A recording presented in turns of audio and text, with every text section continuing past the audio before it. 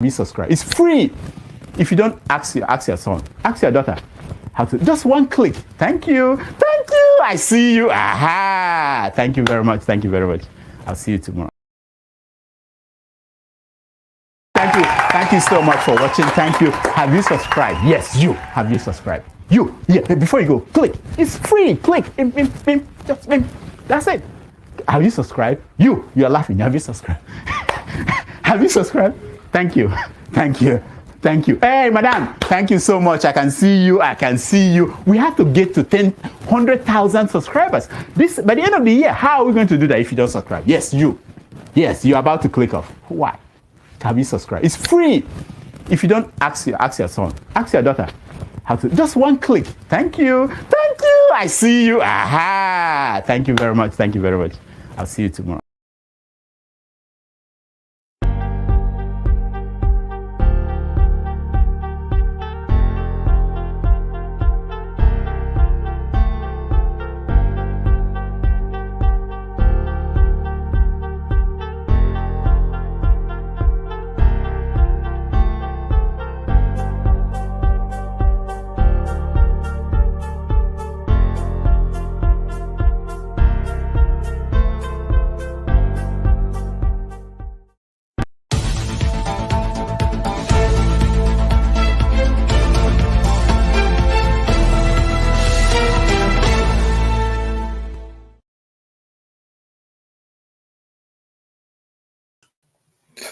Yeah, good morning, good afternoon, good evening, depending on your geographical location. I am your host, Oyinkolobio, aka Electricity.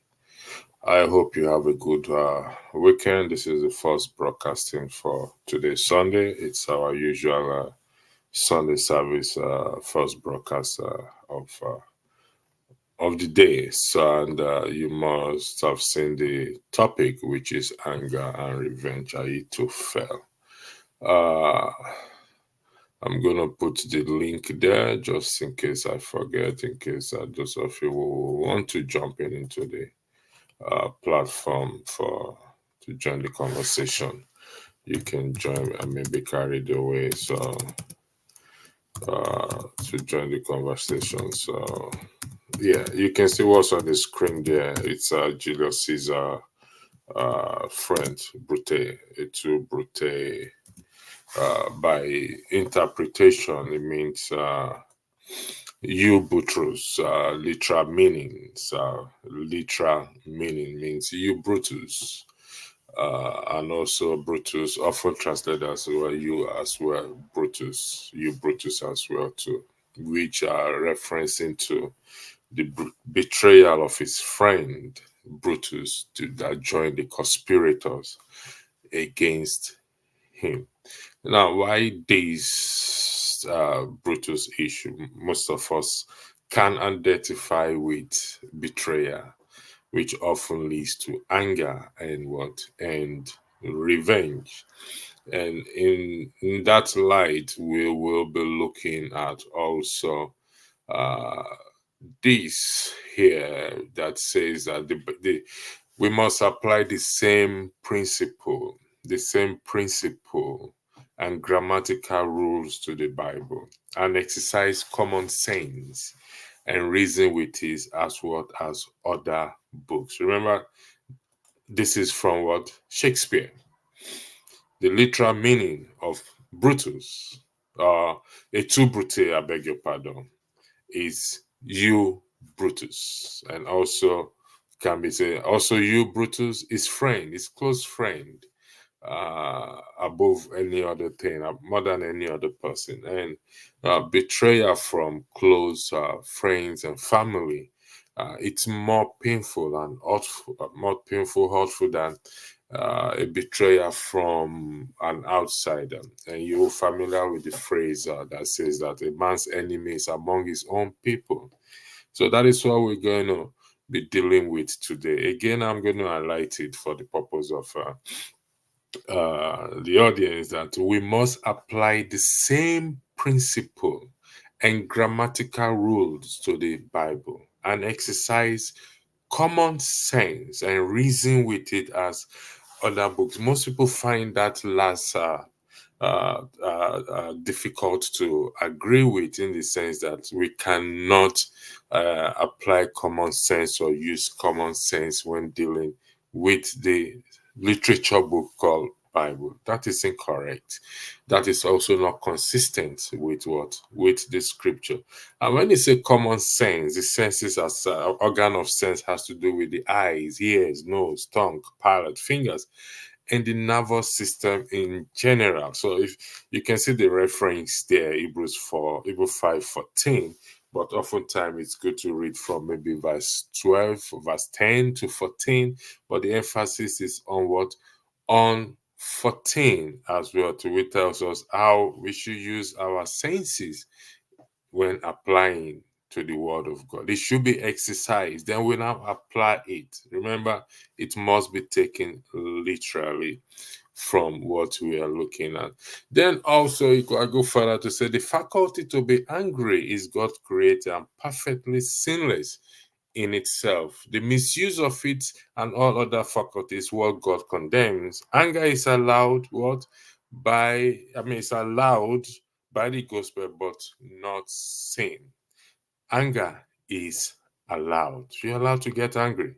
So anyone who says you cannot get angry, or you should not get angry, or you shouldn't have been angry, it's the only time once anger is questionable, if there is no cause for it, then it can easily be concluded that you're a mad person if you're angry for no cause, for no just reason. If you're angry, like I said again and repeat, anger is allowed by the gospel, but not sin. You find that in Ephesians 4:26. The important part is this, okay, that we must see it. We must apply the same principle and grammatical rules to the Bible and exercise common sense and reason with it as what?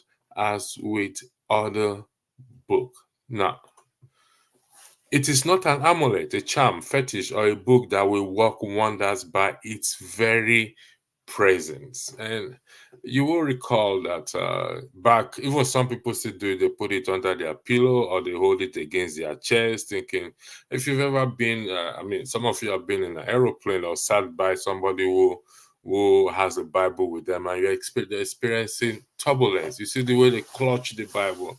I remember in one of my flight, my journey, and the guy sitting by me. Goodness me, the guy it's like his enemies were the ones shaking the aeroplane, and I was kind of wondering what's going on here. So it is not, and it's never be. It has to be used the way it should be used. But the focus here is the man called Ahithophel.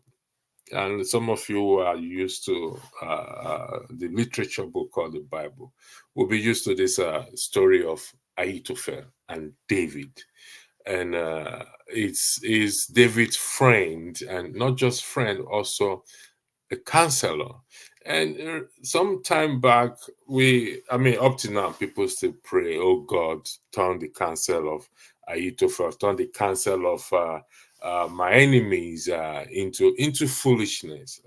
We have to be very careful. Remember, we're talking about the power of pure, the power of what? Of pure, and not to entertain anger, which oftentimes leads to revenge. And like I said earlier, there has to be a reason for me to be angry at you. There's no reason for me to be angry, then I'll be classed as a mad man. And so there has to be a reason for it. So why was Ahithophel angry at David? And as such, when David heard that Ahithophel is one of the conspirators with his son Absalom, he prayed that prayer, and it should be a concern for everyone. That is why I said it has to be seen literally. If we don't see this book literally, then we're not gonna understand it. And that is the problem within the body, or with those who read or who teaches or preaches it. As a teacher, I'm telling you right now, you have to apply the same principle and grammatical rules to the Bible and exercise common sense, meaning that you ask questions. This thing doesn't make sense. It doesn't make sense. Why would somebody David would just tell, oh, I pray that God turn the counsel of Ahithophel into foolishness. Whereby previously, before that time, there was one of Saul's servants who was stoning David, and cursing David. And David's servant said, "Should I kill him?" David said, "No, don't kill him. It could be the judgment of God upon him." So why is that one different from some? You just heard that, oh, I heard that Rudolph Okonkwo is coming to my place, and I pray, oh God, turn the direction of Rudolph Okonkwo somewhere else or whatever it is. So there has to be an underlying reason for that. Now, the power of pure, it's highlighted in three scriptures in the Bible, which is Psalm 15, Psalm 24, and Ezekiel 18. And I will emphasize on Psalm 24, which shall dwell in the, which shall stand in the hill of the Lord, he that hath a clean hand and what? And a pure heart. A clean hand and a pure heart. You can't have a clean hand without first and foremost having what? A pure heart. So we're dealing with purity here now. And if we walk in that path, trust me, I'm telling you, you'll pray less, or your prayer will be well directed. You will not need to be going. I'm not saying all night prayer is wrong, but what I'm trying to tell you is that one of the reasons why we get trapped in this spiritualism is because we don't see the Bible as a literal book. We need to see it as a literal book. If not, we will be trapped in this spiritualism that we experience, that we see happening in churches, particularly in Nigeria and Africa, because we've taken it beyond. And the argument that the white man gave it to us, let's argue that, let's say that is correct. You know why it works for them? Because they actually see it literally as it is, not spirituality and everything as we see back in Africa and what and in Nigeria, but in particular. So that is the reason why we have to deal with this thing, and that is the reason for this broadcast, which has I think I should read it.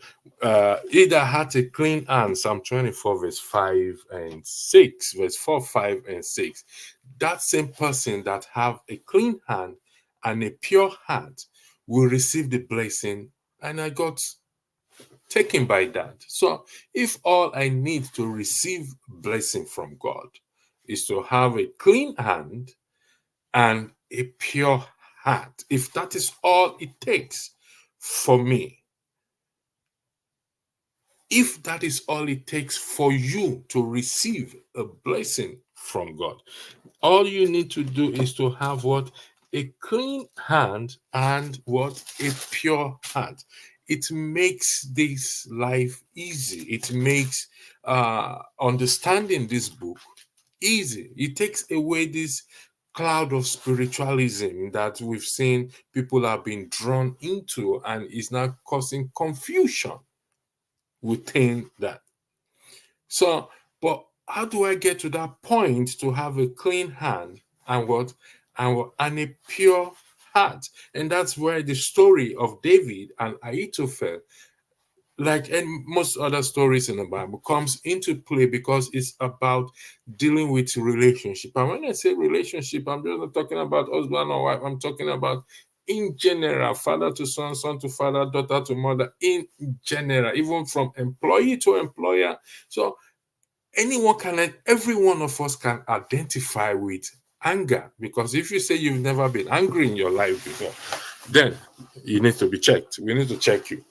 If you are claiming you've never been angry, regardless of your belief, your religion belief, then you need to be checked. You need to be checked. So the issue of anger is applicable to every one of us.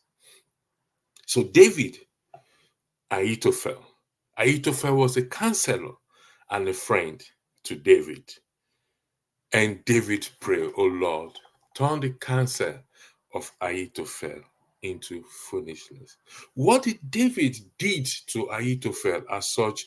It got so bad when he heard that Ahithophel is not part of the conspirator, like the way Julius Caesar said, et tu, Brute. Et tu, none of us, most of us do not even know if this story Shakespeare, Julius Caesar is, but we take it literally for what it is. Whether it happens or not, we don't know. So you must take the Bible literally. For you to get a better understanding, you must take it literally for what it is. As a counselor to David, he gave David good advice. He never gave David a bad advice. And you will see why he got so angry and mad about it. As such, we have to be careful not to retain anger.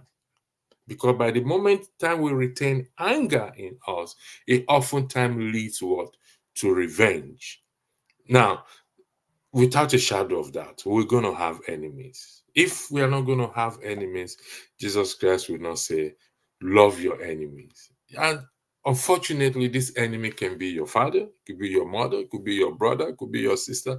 But for you to come to that point to say, I am your enemy, you must have a clear evidence to defend that. You don't just say somebody is your enemy. And even if it comes by way of even prophecy, which we are going to deal with, there has to be an evidence of that as well. To else you'll be creating enmity between two people. To be someone's enemy or to be addressing or for you to address somebody as your enemy, you must have a concrete a reason. If not, it will be a false allegation. And we know what false allegation does. It destroys people's what? People's life as well. To Comfort, thanks for joining. I know you'll come and torment me today. Good afternoon, Pastor Electricity. I forgive you, Comfort. So, good afternoon to you too. So, we must apply the same principle. So, why did David, Ahithophel, what did David do? Now, Ahithophel, when he heard that Absalom has taken over the kingdom, he quickly joined his government. But Ahithophel was not interested in with Absalom. Okay, let's take before I continue. So I beg to disagree with you that the Bible is not for literal consumption. What do you mean by that, please? If you don't mind, Asa.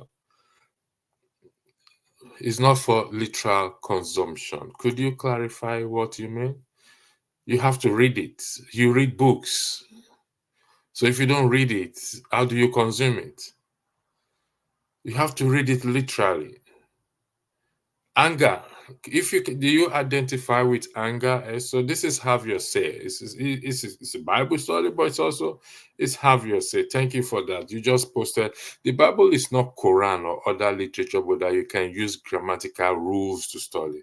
The Bible is spiritual and highly not based on literality. The Bible is inspired in every line. This is thank you for that, for the clarification you just provided.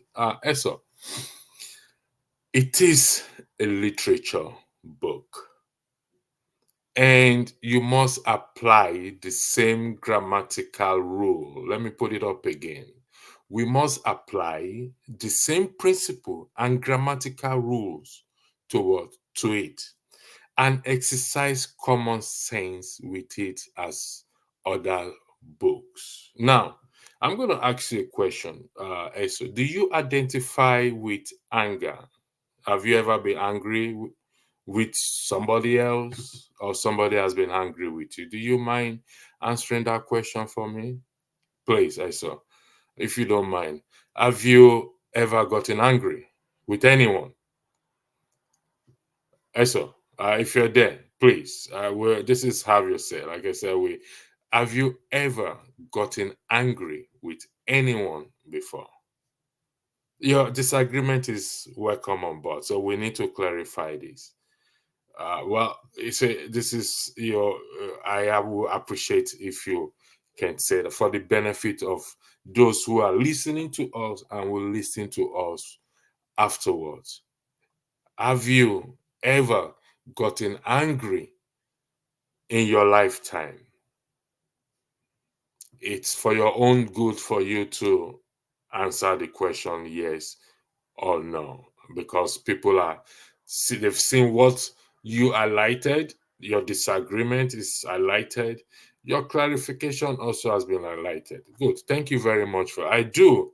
Anger can be holy. Elijah had holy anger towards Jezebel. Now, thank you for that. Let me bring this back up again when I say we have to apply. Here the scripture says, no, here is this. The faculty to be angry is God's created and perfectly sinless in itself. The misuse of it and all other faculty is what God condemns. Anger is allowed by the gospel, but not sin. So I'm going to ask you another question again. I said, do you agree that the misuse of it and all other faculties is what God condemns? Do you agree with that? Eso, do you agree with part two? Because part one highlighted your response. Do you agree with part two? The misuse of it and all other faculties is what God condemned. Please, if you don't mind providing me. Yes, because you said Jezebel, anger, because Elijah had only anger. Now, I need you to answer the question for me, please. Do you agree with part two of what is highlighted on the screen, that the misuse of it and all other faculties is what God condemns? Please, if you don't mind, please. So I will appreciate if you can answer yes to no to the second part of what is on the screen, please. Agreed. Jezebel was angry. I mean, Elijah was angry with Jezebel. Whether it's only anger or not, I don't know. But he was angry. God gets angry himself. Then also, you said Jesus had holy anger. I don't know what holy anger means, but what I'm asking you is the part two of what is highlighted there, giving to your claim that. So, yes, the misuse of it is highly condemnable. So, the misuse of anger, could it, like this, I highlighted the issue of etu brute, that he stabbed Julius Caesar, or if you are angry sometimes, depending on your level of anger. Some people get angry and they destroy things and everything. The destruction is a literal destruction, because when people get angry and they break glasses and this and that, is that literal glasses or spiritual, if you don't mind me asking that, please? Also, is that if people, you've seen people get angry, I believe probably you must have gotten angry at a point and you threw the glass on the against the wall, so is that a literal thing or a spiritual thing? If you don't mind, could you clarify? Could you answer that for me, please, for the purpose of the audience? Could you kindly? So it's literal. Oh, wonderful! Miracles do happen. So now now we come back to this thing again that I said, that it must be taken. It must be taken.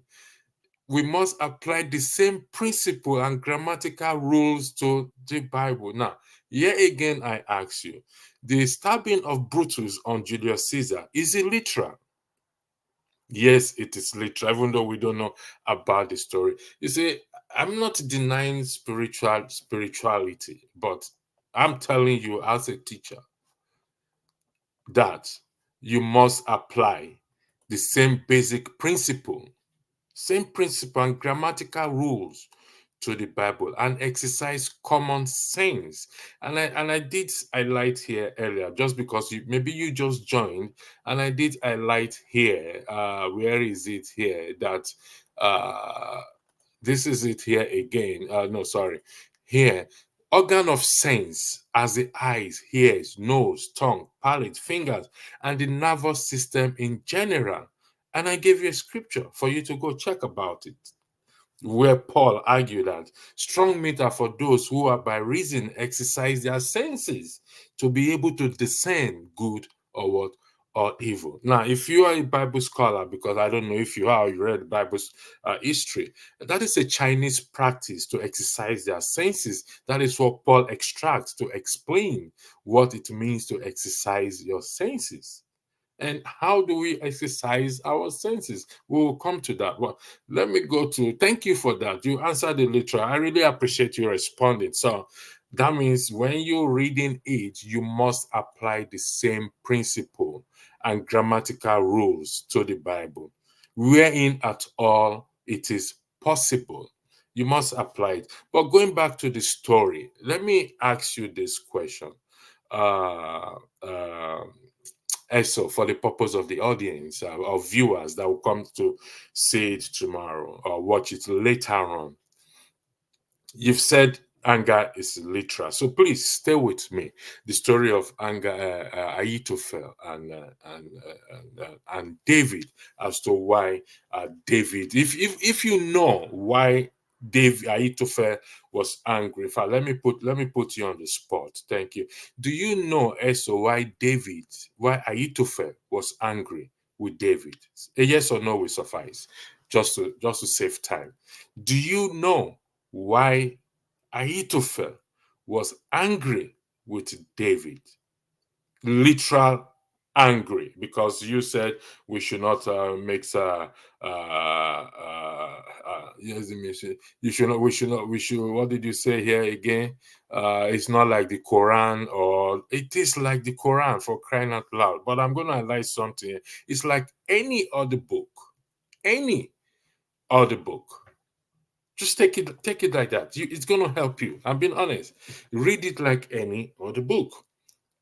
Okay. So my question is, I'm asking you, do you know why Ahithophel was angry with David?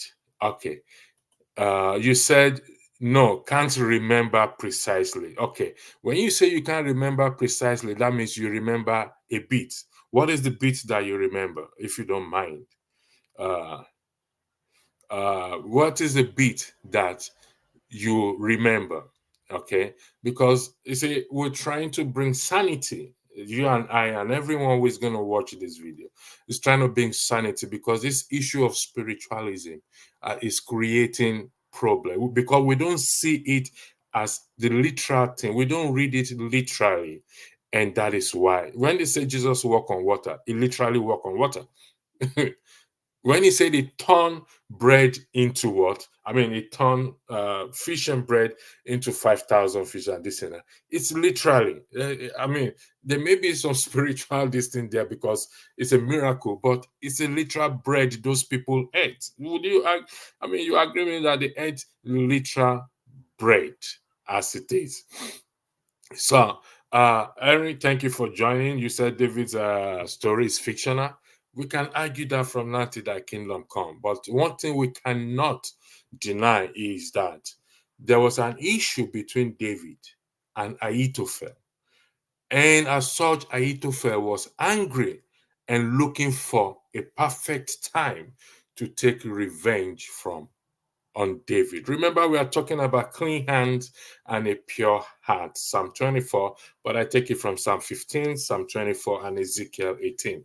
If we follow these principles, then it says we will receive the blessings of God. It's going to limit certain spiritualism or certain running from pillar to pole, is to bring understanding and sanity to the life of people. You know what this thing is? So David prayed. To cut a long story short, David prayed to God to turn the counsel of Ahithophel into foolishness. Ahithophel gave Absalom two counsel. One was confirming the judgment on David for what? For sleeping with somebody else's wife and killing the person's husband. Now, please, let's be realistic. That's why I said we have to take it literally as what? As it is. Or else we're going to be getting into. That is why I'm sorry to say, I know most people will want to stone me to death. The white man gave us, just for the purpose of argument. But you see, they look at it literally, and that is why things work for them.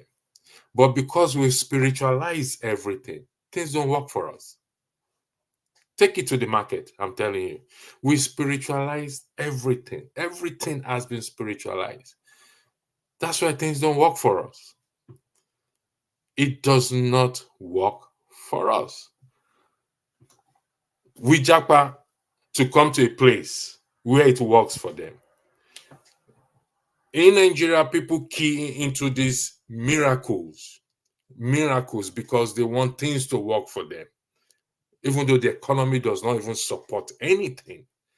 So you can say what I'm saying. You have to look at it literally. David slept with another man's wife. He abused his power.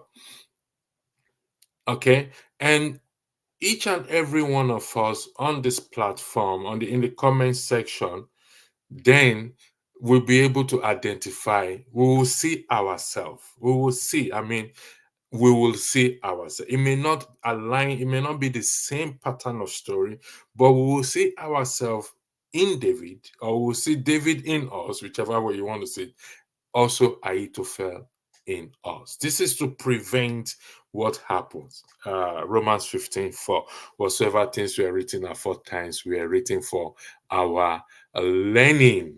Our learning. So, good afternoon. Who is this? Can you tell us about your own ancestors or people from you that will never fix anything from us? I'm not. I'm not talking about easy. I'm talking about individuals. Udoka, what is about our ancestors? If you want to tell me, please tell me. Good day to you, Mustafa. Thank you for joining. So, you see, you don't have to necessarily believe it, like I keep saying. We can say Julius Caesar, Shakespeare is fictional, but we write it in exam. If they set it on the exam for you, you won't say it's fictional. You are not going to write it. You will buy the books. You will not say it's fictional that those stories are happen. You just have to read it. But don't let me digress. Now, here is what happened between David and Ahithophel. He gave Absalom two counsel for Absalom to sleep with what?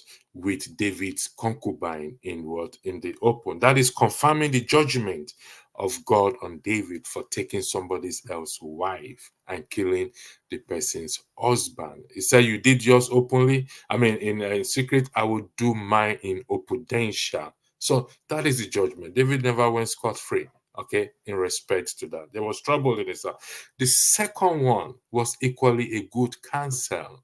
Now remember, Ahithophel committed suicide as a result of his advice being rejected.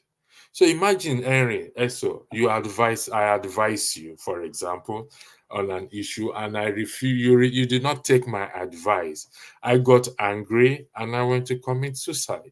What would you think? What would you say? How would you describe me? I'm asking you, Eso. No, Mustafa, I did not forget the question. The question about correct me. The question about Jesus Christ saying he was sent to the house, to the lordship of Israel. Am I correct in that? I did not forget it. I took a study of it. Okay, if that's what you're referring to, but just remind me again. Okay, I did not forget. I said this is for the purpose of us studying. So so just remind me again, please. I won't forget. So where did I stop? So the second advice was equally a correct advice. Remember, if you go through that scripture, it said when Ahithophel speaks, he speaks like who has gone to consult the oracle, meaning he gave David good advice. He was a good advisor and also a friend. But here is the problem. Here is the problem. Uh, Here is the problem between Ahithophel, which every one of us will identify with. Here was the problem. Ahithophel is the grandfather of Bathsheba, whom David committed adultery with, killed her husband, and subsequently married her. And those are references there. Now, Henry, every one of us on this platform, put yourself in the shoe of Ahithophel. And God forbid, your best friend, your counselor, your minister, whatever it is, sleeps with your granddaughter and subsequently killed her husband. What will you do, Eso? Particularly you, Eso, that I mean, thank God you've agreed that we should say you get angry. Listen, the anger is literal. What will you do if you can answer? I give you reference. I give you, well, I gave you reference, Eso. What will you do, Henry? What will you do? You said it's a fictional story. Will you also say that such thing does not happen?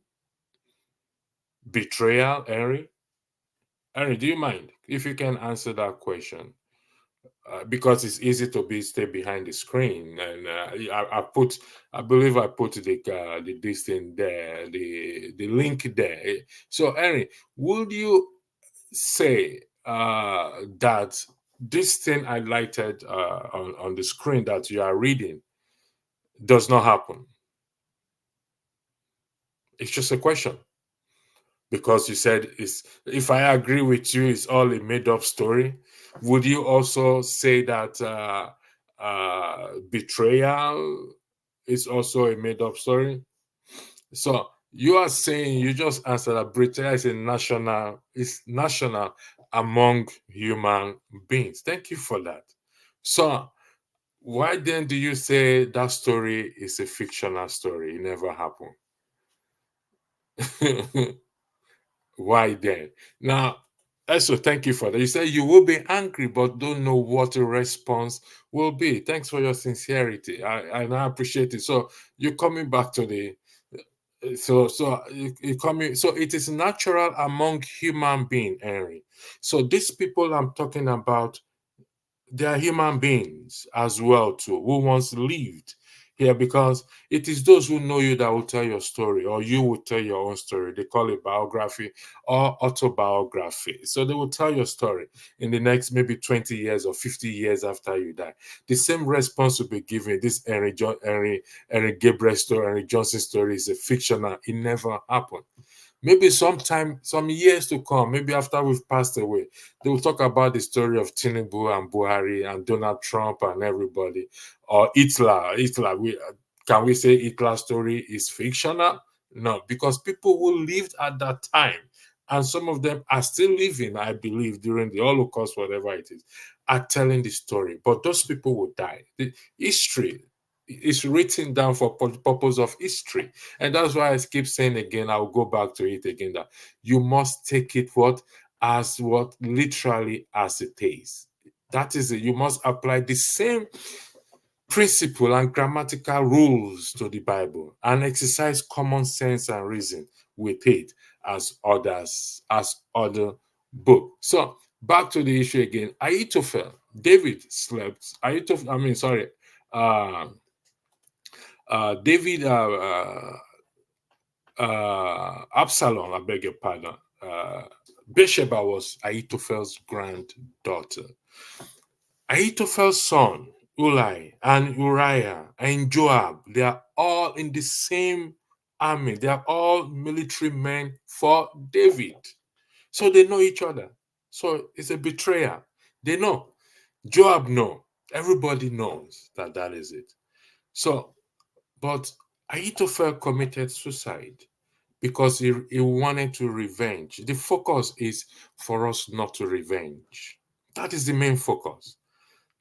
And if we can deal with bitterness, because it's all about bitterness, we're going to have enemies. Don't get me wrong.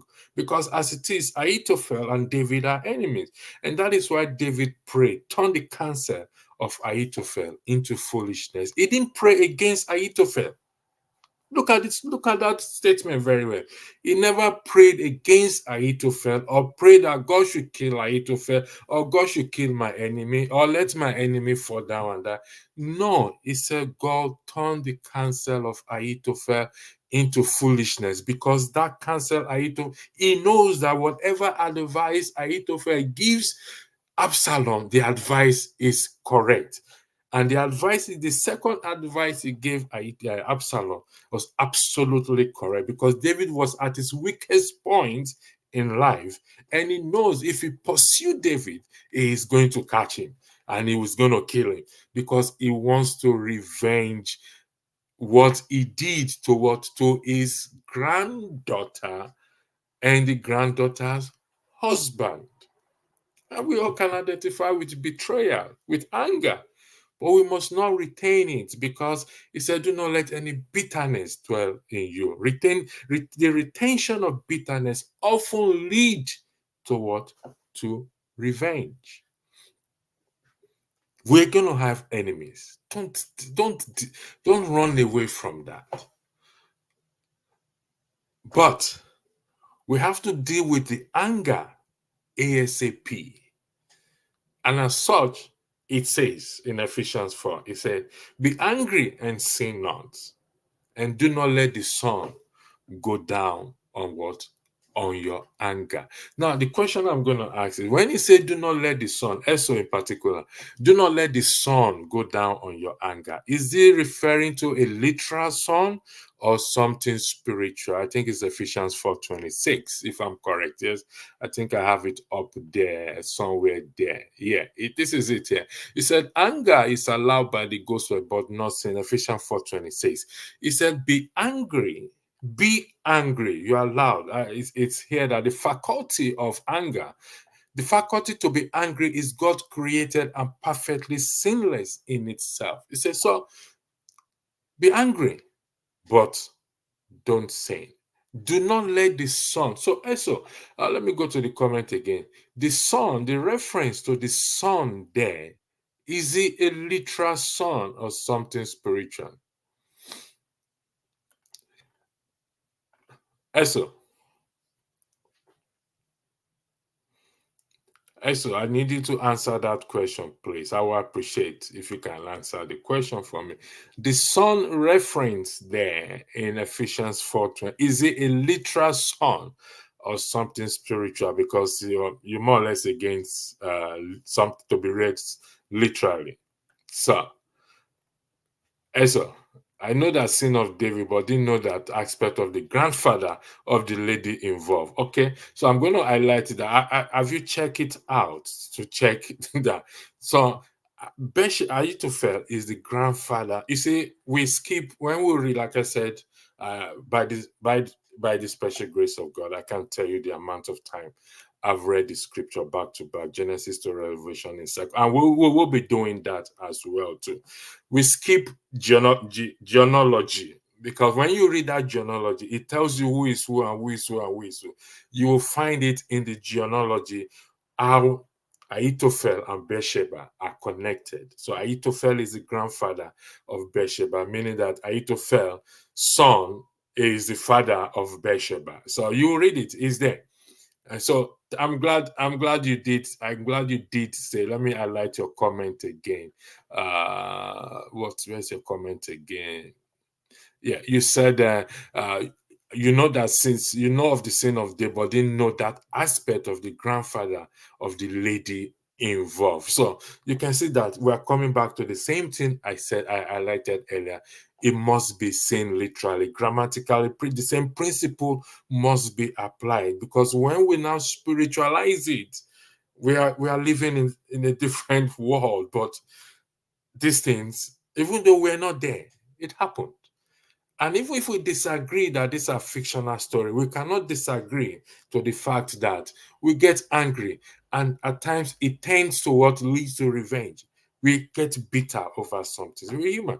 We get bitter over something. So we retain that bitterness. In the process of retaining that bitterness, let me tell you this now. Let's say I did something wrong to you, Eso, and you retain that bitterness. The moment you have an opportunity to revenge against me, even if it's going to lead to death, because you've retained that bitterness for a long period of time, it has grown. Once that opportunity comes, you take it. Yes, I have that opportunity. By doing so, you are not what? Keeping a clean hand and a pure heart. And you are depriving of yourself of that blessing that will come from keeping a clean hand and a pure heart. I'm going to say something that will throw everyone, men in particular, off balance. Because It's a very serious matter. Like I said, this is Have Your Say, our first Sunday broadcast, which will be coming most of the time. But it's to bring sanity because there's craziness in this issue of spiritualism, spiritual this and that. For crying out loud, the Bible is the most simplified. Even the language is easy to understand. So now that you understand that, because I gave you, I hope you've gone to check it to verify it, that indeed that is the case, because I have to give you reference points in that. Now, have you verified? If you verify it, I will appreciate you say, if you can say yes to it, also because you are the star of the broadcast today. So if you can say you verify this reference point I gave to you, scriptures I gave to you, confirming that Ahithophel is the grandfather of Bathsheba, and you will now identify with either David or Ahithophel. But we cannot retain anger. Psalm 24. Psalm 24. That is the key thing here. Psalm 24. We shall ascend unto the hill of the Lord, and we shall stand in his holy mountain. He that hath a clean hand and a pure heart. And in that respect, I did say that we will start something very soon. I'm going to put it up there. I actually, where is it? Somebody, I need to highlight some comment. Please, I'll be back to you. Okay, Mustafa, thank you. You said yes. I'm going to get back to you on that. David, a teenager as well, and volunteered. Okay, Henry Johnson, I don't know what you're trying. It's all made up story. You're entitled to your opinion. That is respected. Petra is national. I think I've highlighted that as well too. I've highlighted this as well too. The victors make the history. Yeah, that's not necessarily true, because the combination of, if Ahithophel is so much into in-laws, David will make a better in-law. I don't know what you're trying to say there. What are you telling? What you are telling us is similar with the story of tortoise as the smartest animal. No, that is not the case of the tortoise and the smartest animal. And that wants the black man to forgive. The writers never forgive or forget. No, but listen, forgiveness is a standard rule. It's not about black or white. And I think it's high time we come off this us of white this thing. For crying out loud, we have common sense to apply common sense to get things right, regardless of the Bible or not.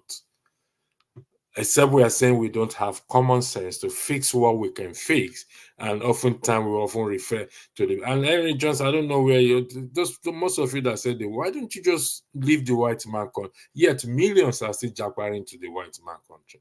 We can't fix our own this. Well, that is for another day. That is for another political.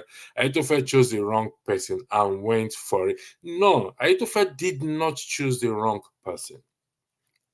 No, he did not. David did wrong. Come on, put yourself in the shoe of Ahithophel, and put one leg in the shoe of Ahithophel, put another leg in the shoe of David.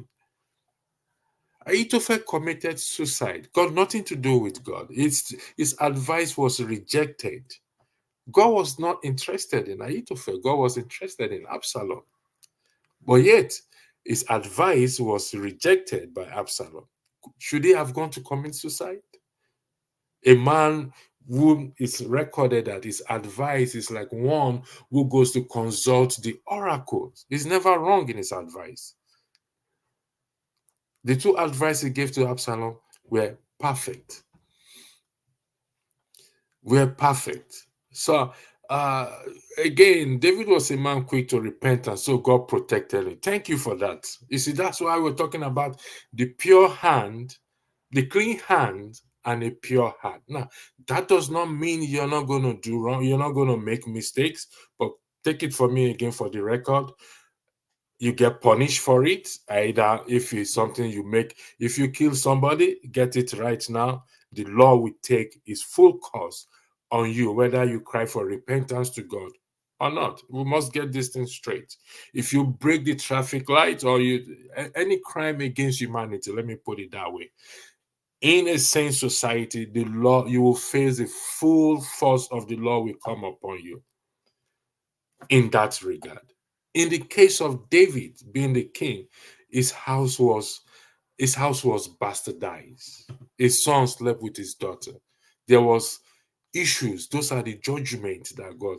Up to today, the name of God is being a reproach among the Gentiles because of David's action. But you're right, Esther. David was a man quick to repent, and so God protected. Ahithophel has a justification to be angry, but God does the judgment. For the first time, also, we agree in principles for 100% because the exclusive right of revenge, of vengeance, belongs to God, not to me, not to you. So, back to the issue again. Thank you for that. The song goes slowly. Before dawn, your anger will subside. That is one point. But the other point is you rectify or you make amend before the sun goes down. Not just necessarily subside, but with the other party involved, try to one, either you forgive and let it go. If it's a case that you need to address that issue, you approach the person and address that issue. The moment you leave it to fetter on for long, it becomes a problem. And this often happens a lot. Like I said, if we emphasize it on relationship, it's in relationship in general. I can be your enemy. Your blood brother can be your enemy tomorrow. Take it or leave it. It's a fact of life. But the thing is that you cannot hold that anger for too long. The limit is the sunrise and the sunset. So, also, you said you said the sun is it the question I asked you that this man will not kill me, man. Also, you will not kill me, except you just want to have a laugh, and I will say you answer the question. Are you saying that the sun, in respect to 4 Ephesians 4:26, is a spiritual sun? If you are confirming that, I am saying this openly that you need deliverance, and I will be the one on this platform to conduct deliverance on you. So, what is a spiritual son? I don't understand these people. Uh, I don't understand it. So, what do you mean it's a spiritual son? How do you describe the spiritual son? Uh, how do you describe the spiritual son? Uh, Eso, please, I need you to describe that spiritual son for us, please. Dan the Huma. Thanks for joining in, Dan. Hello, I'll, Mr. Electricity. How are long, you, sir? fine, long time. We've not seen for a long time now. Yeah. I was on holidays. I just came back, and I Uh, just I saw you on.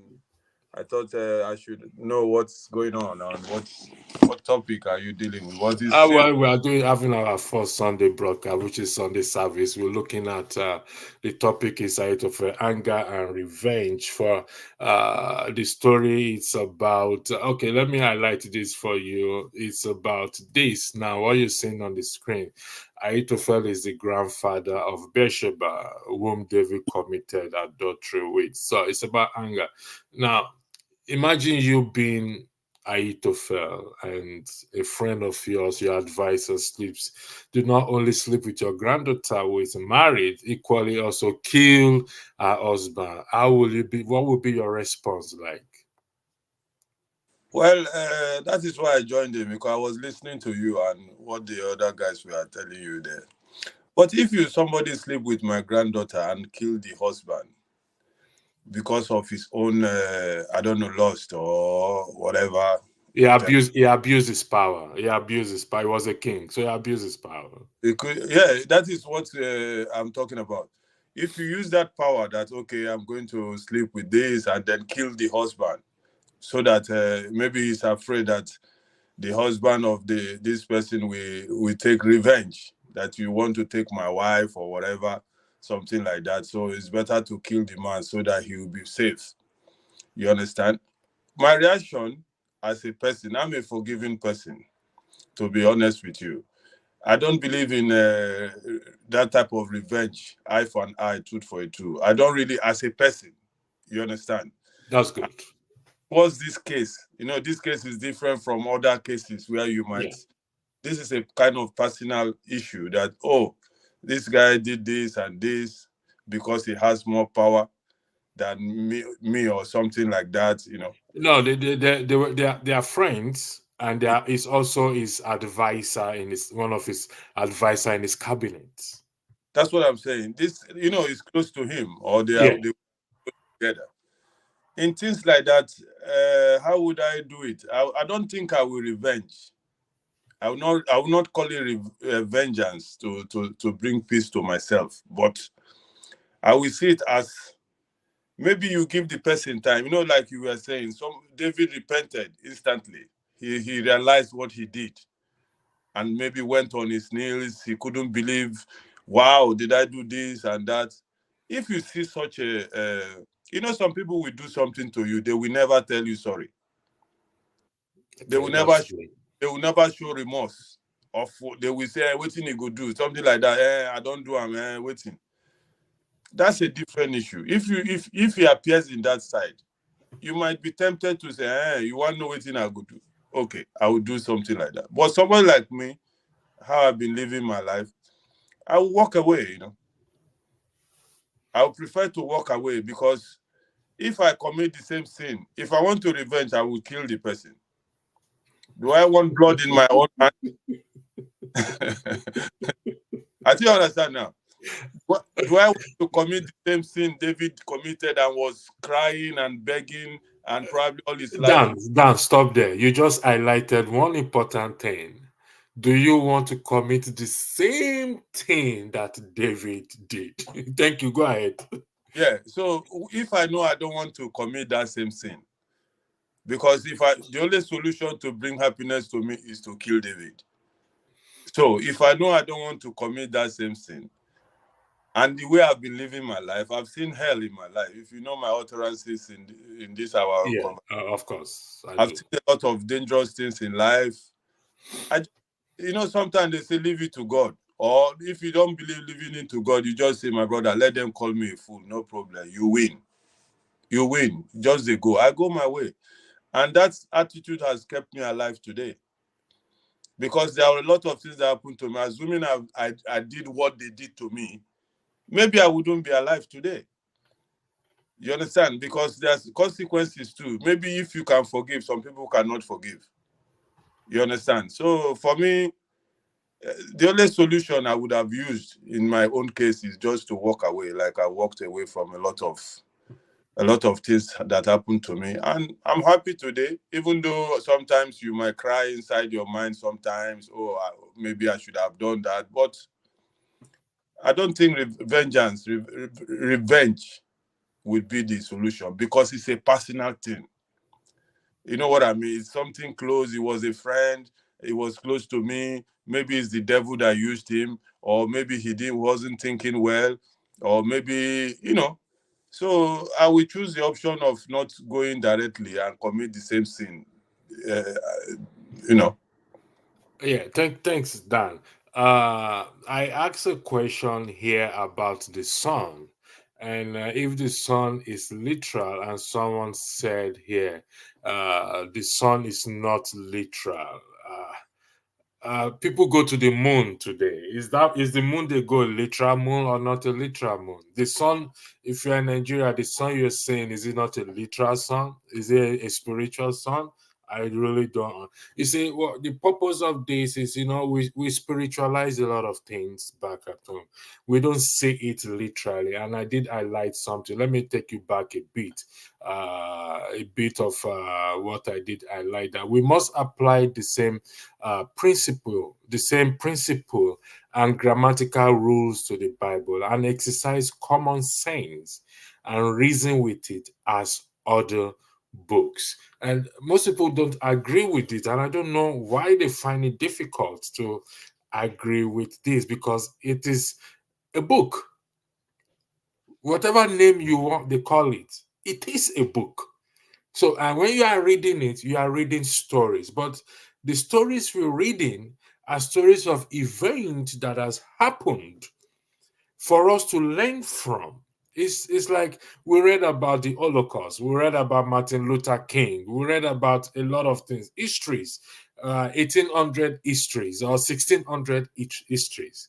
These are events that happened, that were recorded, and we'll read it so that we can learn big things from it. So why should we not apply the same principle and grammatical rules to it? That is where I get confused. But let's just say, human beings are not the same. That is what you have to know. The decision you will take for certain things is not what another man will take. And all those stories they wrote in the Bible to use to teach us. For example, if you want to read law, I think religious studies is one of the requirements to get into law school. I'm not sure. I didn't go to I'm that not level. sure of that, but let's just go by that argument. Yeah, but most people I know who are lawyers, they know a lot of the Bible. Sometimes they refer to the Bibles when they are solving some cases. You understand? Because Bible is a kind of guideline. You understand? To so many things, like you are just saying, it's a recorded stories of events, and most people always refer to the Bible To the sometimes Bible. to sort a lot of problems. So if we follow that line of, okay, what happened in those days, can we replicate it today's day? For example, you know what I mean?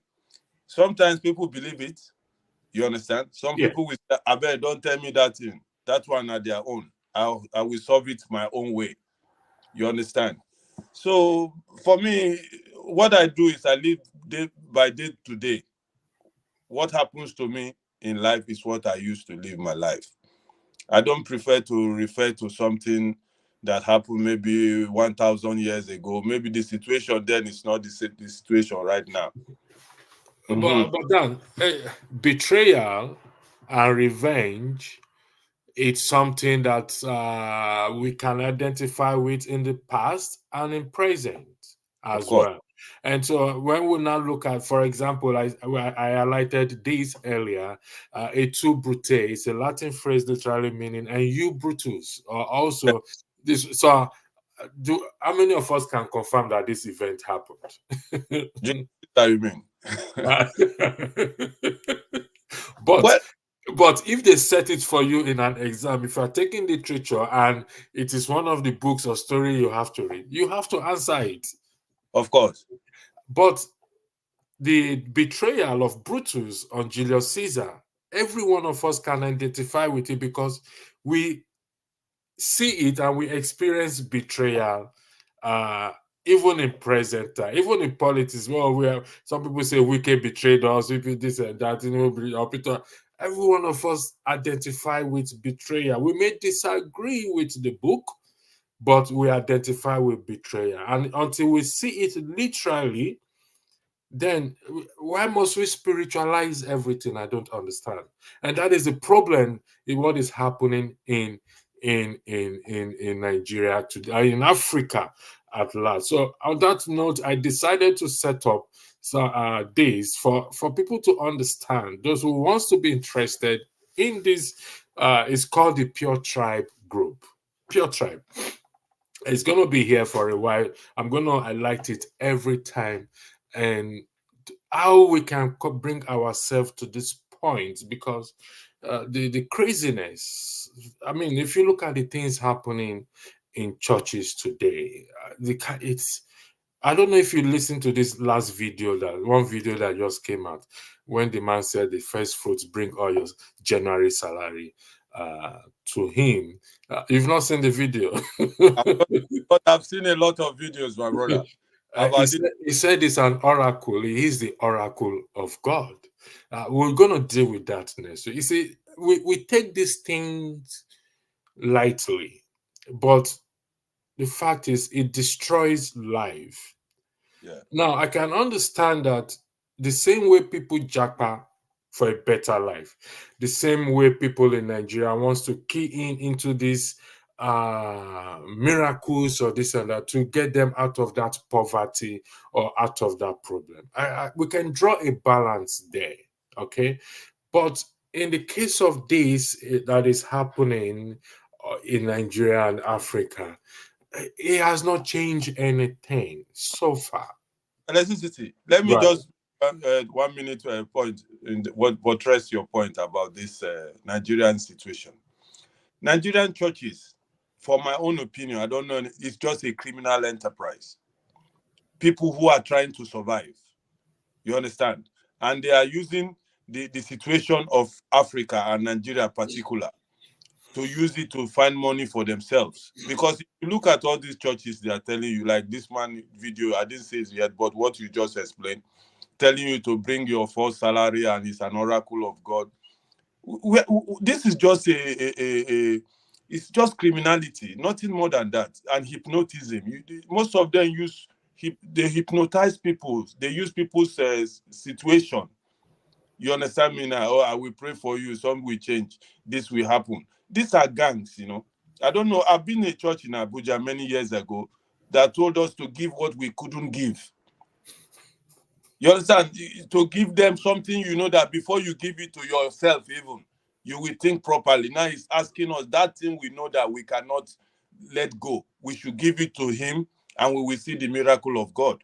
I almost gave them my necklace now. I was having a very expensive silver necklace. Almost before my mind woke up, oh boy, they Chris. How you go carry your silver necklace, give this man for waiting, for just waiting in the talk? Things are like that. And they do it like tight. This tight they are saying 10%, 10%. You carry 10% of your salary if you have 100 people in your church, and those 100 people take their 10% of their salary and give to one person or one organization. They will become multi-billionaires, and this is what they are today. You I understand? am not against. I am not against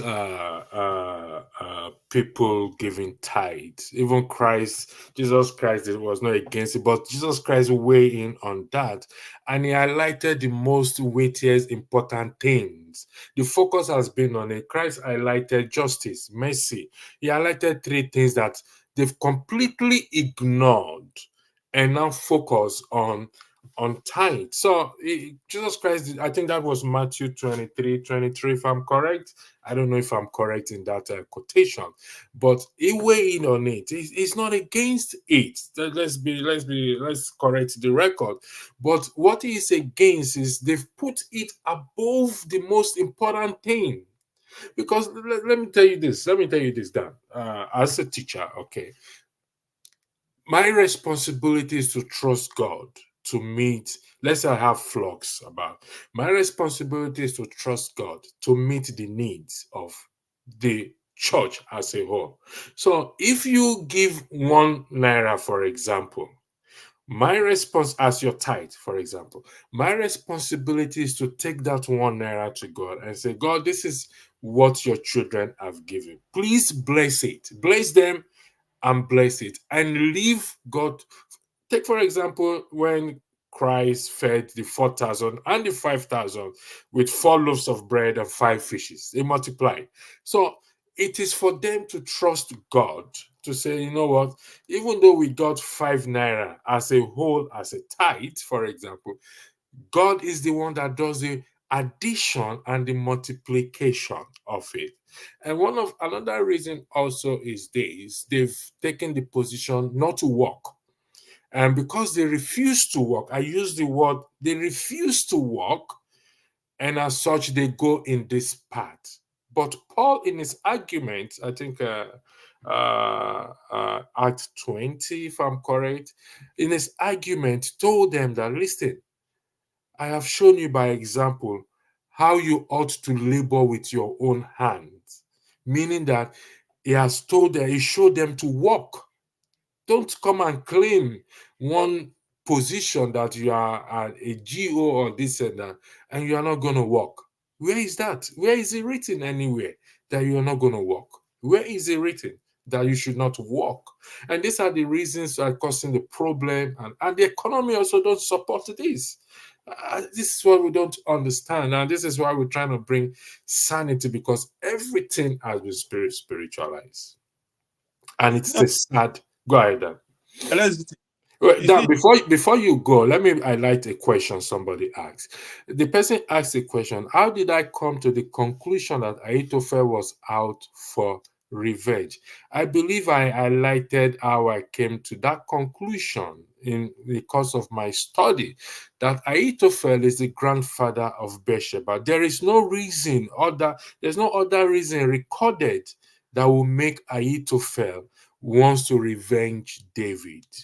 Because when he heard that Absalom has taken over, Ahithophel volunteered to be part of Absalom administration. He wasn't interested in Absalom. And when they told David that, listen, Ahithophel is also one of the conspirators, he got afraid. Why should I be afraid, Dan, if I have done nothing wrong to you? I mean, what they say when they call that proverb we used to, they A say when, fair conscience, fear no accusation. yeah, so those are things that in the Bible. That is why Bible sometimes so many people don't understand Bible. It's not everything that is in the Bible that I believe in. You understand? Because of the way it's been interpreted by people. Yeah, correct. I agree with you because of the interpretation, the way it's being Yeah, some interpreted. people are real. Some people are just there, like I say, criminal minded, just survival. They know that, okay, like that word that you hypnotize. Most of these people in Nigeria or African pastors, some of them are people we know now. You know him right from time before suddenly they say it's the GO of some places. He becomes so important. Even if we have security, you'll be wondering, no be this guy why I know. Why I still know. Where they see now become a man of God and all those type of things. So the interpretation of most of the stories is the problem, the necessity. So when you come now talking about this tithe, they take the money they give, they go to God and say, God, how did they see God? No, So tell what I'm trying to say is this, Dan. What I'm trying to say is I must come to that point to believe and to trust that, listen, if these people are obeying simple instruction to give 10%. So if my tithe, let's say my salary is 1,000 naira, for example, for the purpose of argument, the yeah. tithe there is 10 naira. So and You 100 people, know, now 10% of 1,000, not be 100, 100. 100 naira. So let's say that 100 of us earn the same, just for the purpose of argument, we earn Yeah. the same salary and we give 100 naira. That brings us to 100 of us, 100, that's 1,000 naira. No, uh, 100 100, no, 100 naira each. by 100 people. That one By, now 100 yeah, money so or 10,000. 10,000. Let's just go by 10,000. And the need of that establishment is beyond 10,000. Mhm. I have to come to that point to trust God to say, indeed, you can meet this need. These people have obeyed you, but this money is not even enough to meet the need. Now, there may also be some members there also that are also in need as well too. So my Yeah. responsibility also is to ask God that these people gave out of their pain or whatever it is, meet them at their need. I have to trust God enough to say this thing they give is not enough. If I am working just like them, I will give the same as well too. I Yeah. will give the same amount to just if I'm earning the same salary, I will give the same as well too. So why will I now condemn people what they give? No, if Christ said it that the most important thing or the weightiest matters of the law is justice. I think I'll look for it. I think it's Matthew 23:23. It's justice, if I'm correct. Justice, mercy, and one of the three things he mentioned. He said you've ignored these things and you focus on what? On the tithe. And which is a sad thing that is happening today. And you know, when we speak out or when we talk about this, people think we are attacking men of God or not. That is not the case, because I think I come I come with the scriptures, and I say, what did Jesus Christ, I mean, what did Paul says to Timothy? Study to show thyself approved unto God, a workman that needed not to be ashamed of himself, rightly dividing the truth. And all scriptures are inspired by God. They are good for correction, for reproof, for doctrine, meaning teaching. So the intent is to correct. And it's sad if people take it personally that, oh, one is after the men of God. For crying out loud. What, as far as they are men of God, people will be after them. Take it or leave it. Who called? Excuse me, I want to just ask this question, electricity. How did they become men of God? Dan, you're Who asking me a that question. title I of cannot I cannot answer that Yeah, question. that's what I was telling. Most of these people who are today men of God that people worship even more than God, we know them before. We know they were like me and you, working, hustling, and up and down. Suddenly, they follow Yeah, that way, and Dan, down. Dan, they come. Okay, for example, and I tell you, I mean, we're talking about the scriptures here. We're looking at it to bring. Remember, the topic is anger and revenge. Yeah, Keeping a pure hand, I mean, a clean hand and a pure heart. yeah, Somebody has to say it, and like you rightly said, the interpretation given to it, that has been the problem. That is that, and because the reason that is that we don't see it literally as it is, wherein it is all possible. And in last week broadcast, if you remember the story of the children of Israel, like they went through the Red Sea, they came to a well that they needed water. Now, Bible scholars say that well is 8 feet by 2 feet in diameter, and what the water is a combination of chemicals. It's a literal well, nothing spiritual about. So we must not turn it into a spiritual matter.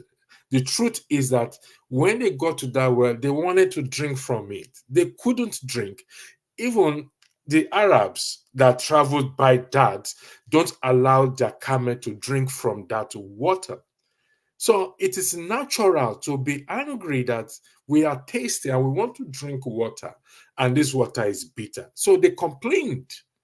Now, God had to prove them when he asked Moses and the water became, he said, learn to trust me. That is just the basic of that experience there. Learn to trust me. But it is a literal well, nothing spiritual about it.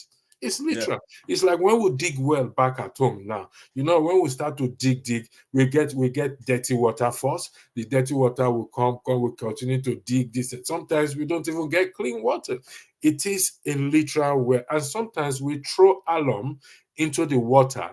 These are literal things and that we see every day. But I hope we will be able to bring sanity, the way we're talking about politics, to bring sanity into our political arena, because these things goes hand in hand. People don't understand that these things go hand in hand. The society, the decay in moral in society today is a decay that you and I and every one of us contributed to it. So how do we now repair it and fix it?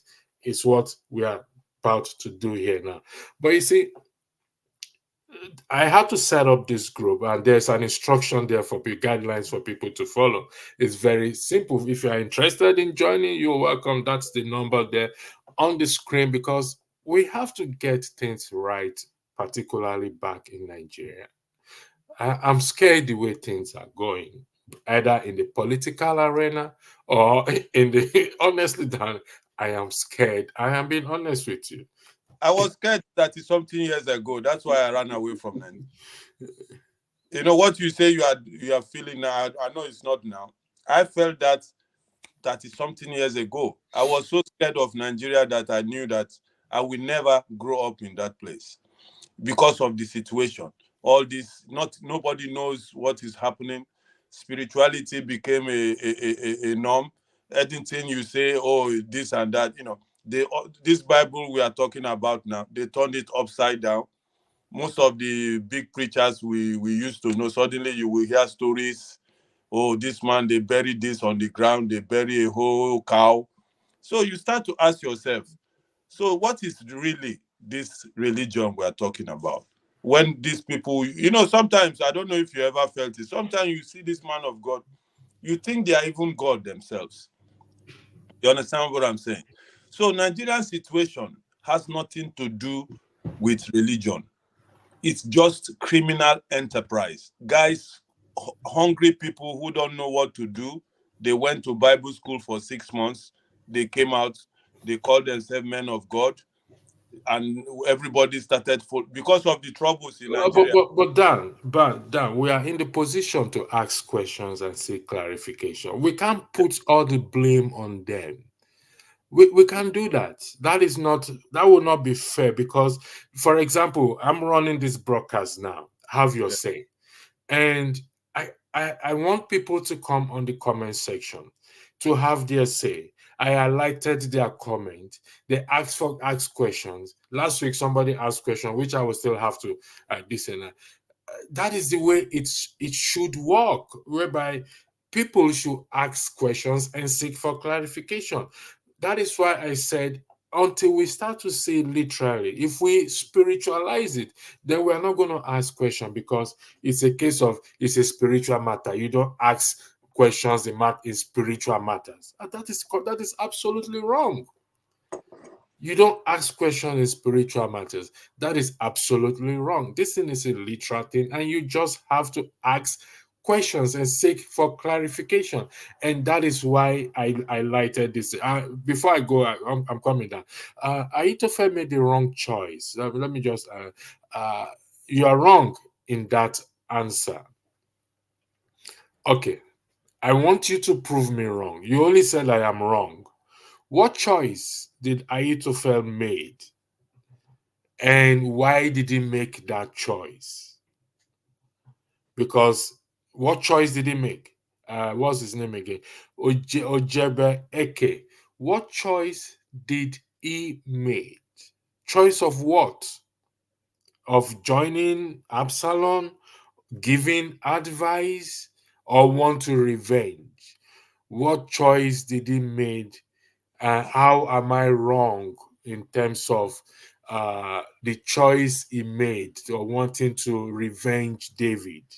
Please, I need you. You see, this is where this is that for back to you again. This is where we say questions and ask clarification. This is why it becomes interesting. If I'm just sitting here alone and shutting down everybody, shut you down, what's gonna be like? What's it gonna be like? So No, this man is asking questions. Like somebody, like earlier, SO is gone now. He's gone now. He said when I pointed out why David Ahithophel was after David, he said he never realized that is the reason why, and I have to give him a reference. This is the reason why he went after David. There is no any other reason again. He's been a counselor for David. And it's recorded that he gave David a sound counsel. Come on, Dan, I give you a good advice. Uh, so why would I want to be after you if you did nothing wrong to me? Except maybe I'm jealous. I want to become your king. I want to become the king, one, yes. or there is something else on that underlining. So if this man can tell me how that is, that would be understandable. Ahithophel was Ajib. His short David was, I don't know, what is Ajib? Ajib is he talking about, I don't know. I don't understand that. Let's go to Eso at electricity. The truth is the Bible has been monetized by most pastors, but that doesn't make the Bible wrong. Who have said the Bible is wrong here now? Misinterpretation, not wrong. That's but you are coming back to what I said. So anyway, thank you for this. You are coming back to what I highlighted earlier, that it must be seen in the same principle and grammatical rule must be applied to it, just like any other book.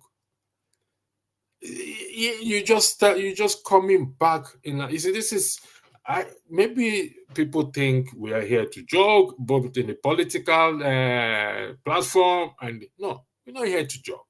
But like I said, my job, my role, I beg your pardon, which I picked on, which I took upon, is to what? Is to bring understanding to this thing, because until we come to that point to see it as a literal story wherein it is all possible, and to look for the truth it tends to convey, we will be running in circle. The problem will not solve. It will just be the same. It will just be the same. We'll be going in circle. And that is why you see the madness there in churches. I told you in 2020, this church I attended back, name withheld in 2020. I was upset. Things were very bad. It was a COVID period, and you're going about raising funds that don't want to repair the house of God. And there is a clear instruction on how to go about to raise funds when you want to repair or build the house of God. Give whatever you have. That is the instruction. Give whatever you have. But electricity, let me just bop in here. Go ahead. Is that most of these churches, they only take from the people, but they never give back. Dan, back to the same thing. It's down to the people to understand the scriptures. It's down to this. It's just like the Nigerian constitution that people condemn or say it's a bad constitution. Okay, fine, it's bad. Write another one so that we're going to follow. Until you write another one, where government is concerned, government have to have what? A constitution to follow. Of course. You get what I'm pointing. It's just like the Nigerian constitution that millions or a lot of people have said, oh, it's bad, it's a fraudulent document. Okay, fair enough, it's fraudulent document. Write another one that will follow. Is it the document or the people that are there that are not following the document to the letter? So it's all about the people. It's all about you and I. And that is why I said I set up this group by this. I'm going to highlight it again. For those who are interested, it's a very simple thing.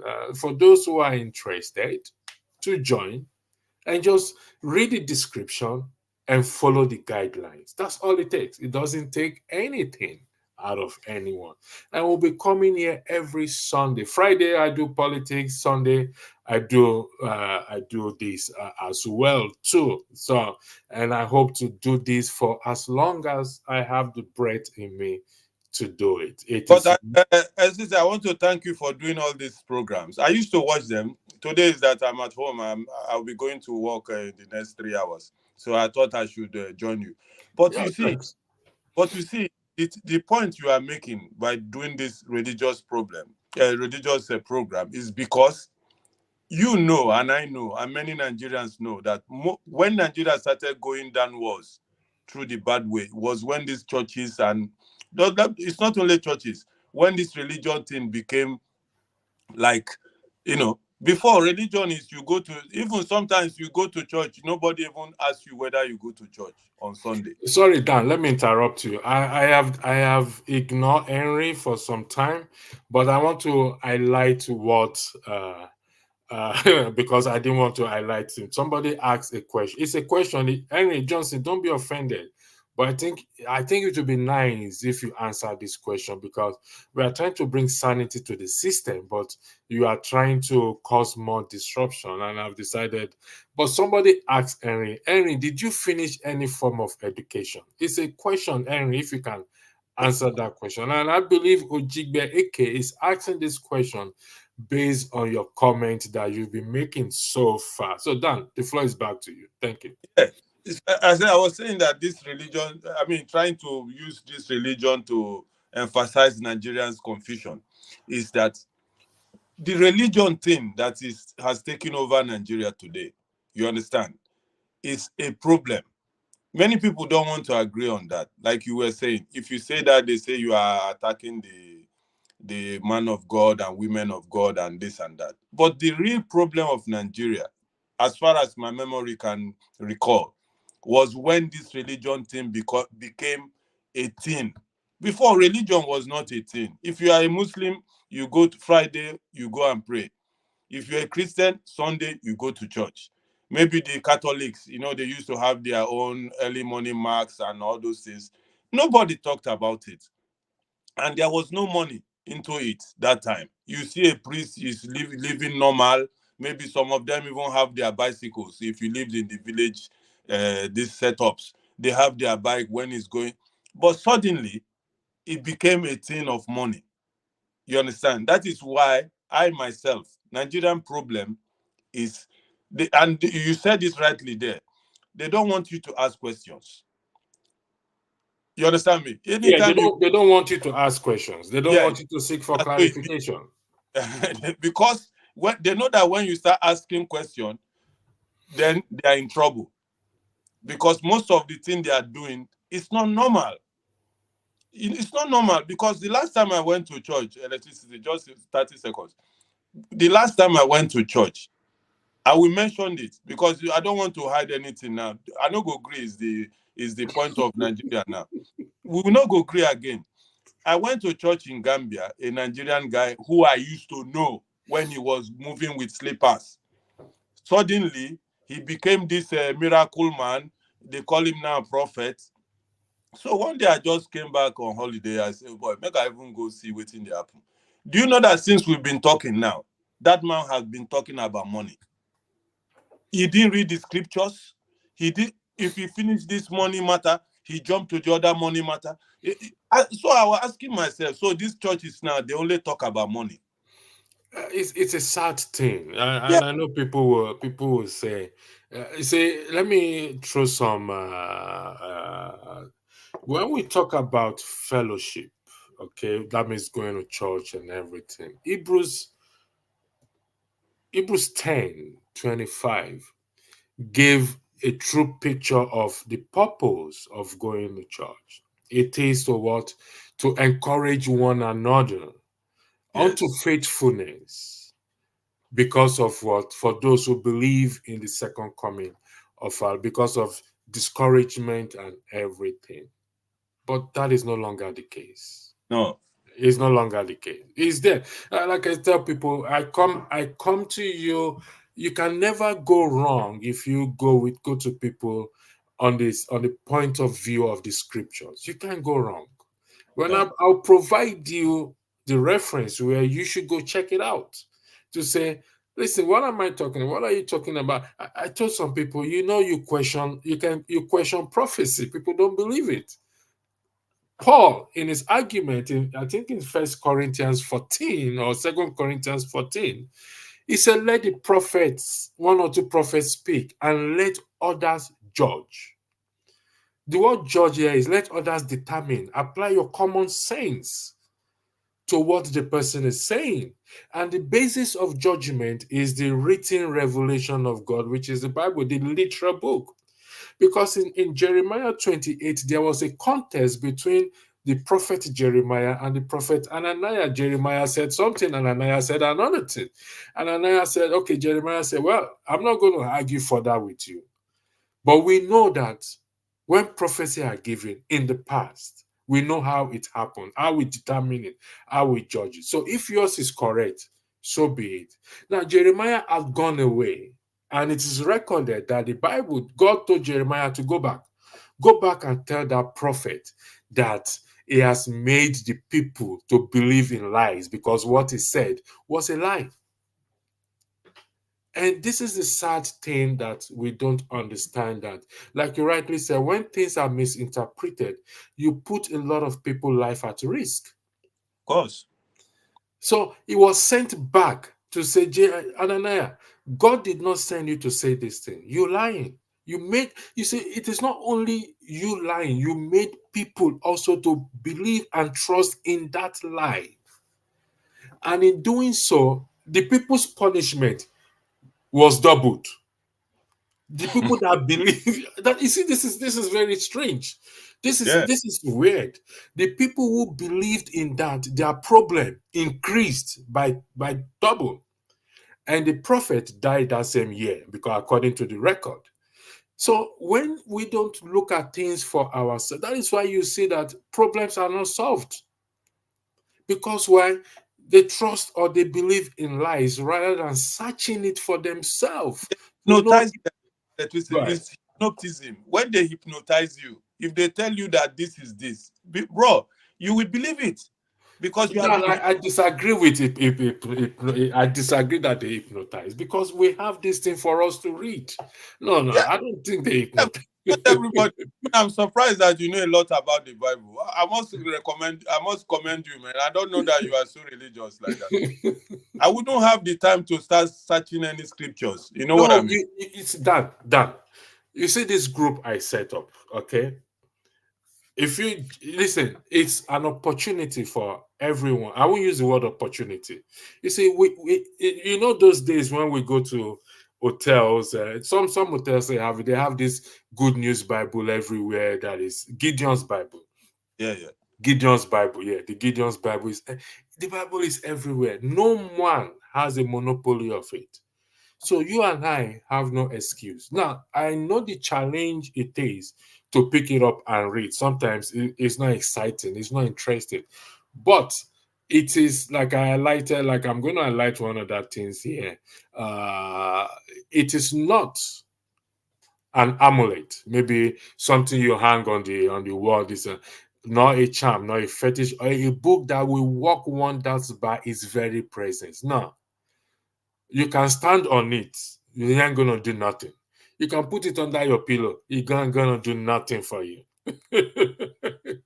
I You can used clutch it. You can clutch it on your chest when the aeroplane, when you're experiencing turbulence. It ain't gonna do nothing. It ain't gonna do nothing. I But used to do the second this is one what before. I it's used going to to put do. it under my pillow. This is what it's going to do. It is a book that will work wonders in every life, year and year after. if if acted upon and obeyed in faith and sincerity, and should be taken literally wherever possible, as we do all other books. So that is just it. There's no two ways about it. There's no two ways about it. Somebody gave a story. The man went to visit this couple. He went to visit the couple, and they serve him with spoon. I think one of the best. I don't know how true the spoon. They serve him with it. So he now took the spoon, the cutlery, and hid it inside the Bible in their house. And they were looking for this cutlery. They could not find it. So the man came to visit again when he heard the cutlery was missing. I think after some few months or whatever it is.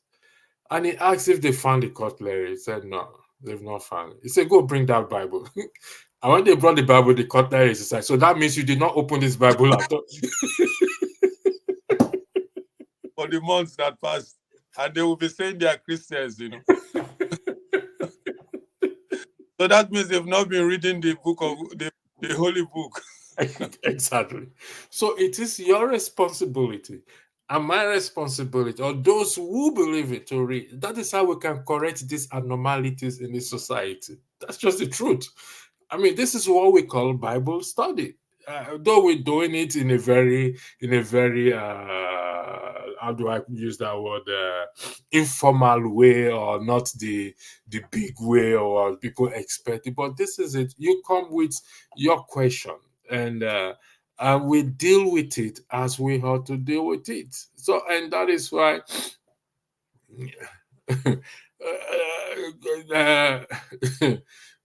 uh, good evening, Madam Nelly. I hope this is you. Then somebody said, "Wicked people now." Not Henry Johnson. Henry Johnson comment. You don't explain the Bible from your personal angle, human idea. What you think, you will be wrong. I'm not. What? Okay, tell me, how should I explain it? This is Dan. You see the problem. Okay, if listen, I put the link there again. Let me repost the link. Let me see if it's the same thing. Yeah, listen, the opportunity, the next broadcast will not start. This is true. Let me be sure of when the next broadcast will start, so that I don't go over my time. Let me see when the next broadcast will start. Hold on 1 second. Where's Rudolph? Yeah. I The think next broadcast, I think 17:30. 17:30. So we've got plenty of time. Yes.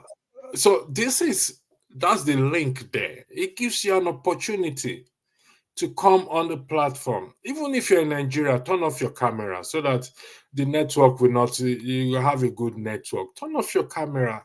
You see, when we sit behind the screen and we just type, it's not, yes, I know maybe you're at work, but it's better to come on the screen. Madam Nelly, thanks for joining us this Good morning. Good morning. thanks for joining us this afternoon. That's Dan. Dan the man is there, and I don't know if you Hello, met him. morning. I would. Why is he Dan the man? Isn't he the one that calls himself Loco or something? No, Loco is my Rasta man. No, Loco is different. They changes their names so much. No. Loco is different from Dan. Really? Okay. I will yield the floor to you. I'll be off screen for 30 seconds. I'll be back. Oh, okay.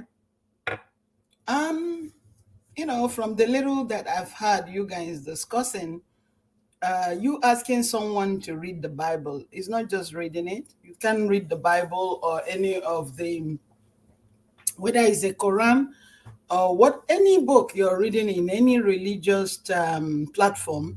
You're not going to read it like you're reading a literature. You have to read it and apply what you understood from that reading into your life. That's what is going to change what we're going through. It's not just lip singing. We can't just keep talking. I go to church. I'm a Buddhist. I don't know if you have ever heard me say something. I was born Catholic.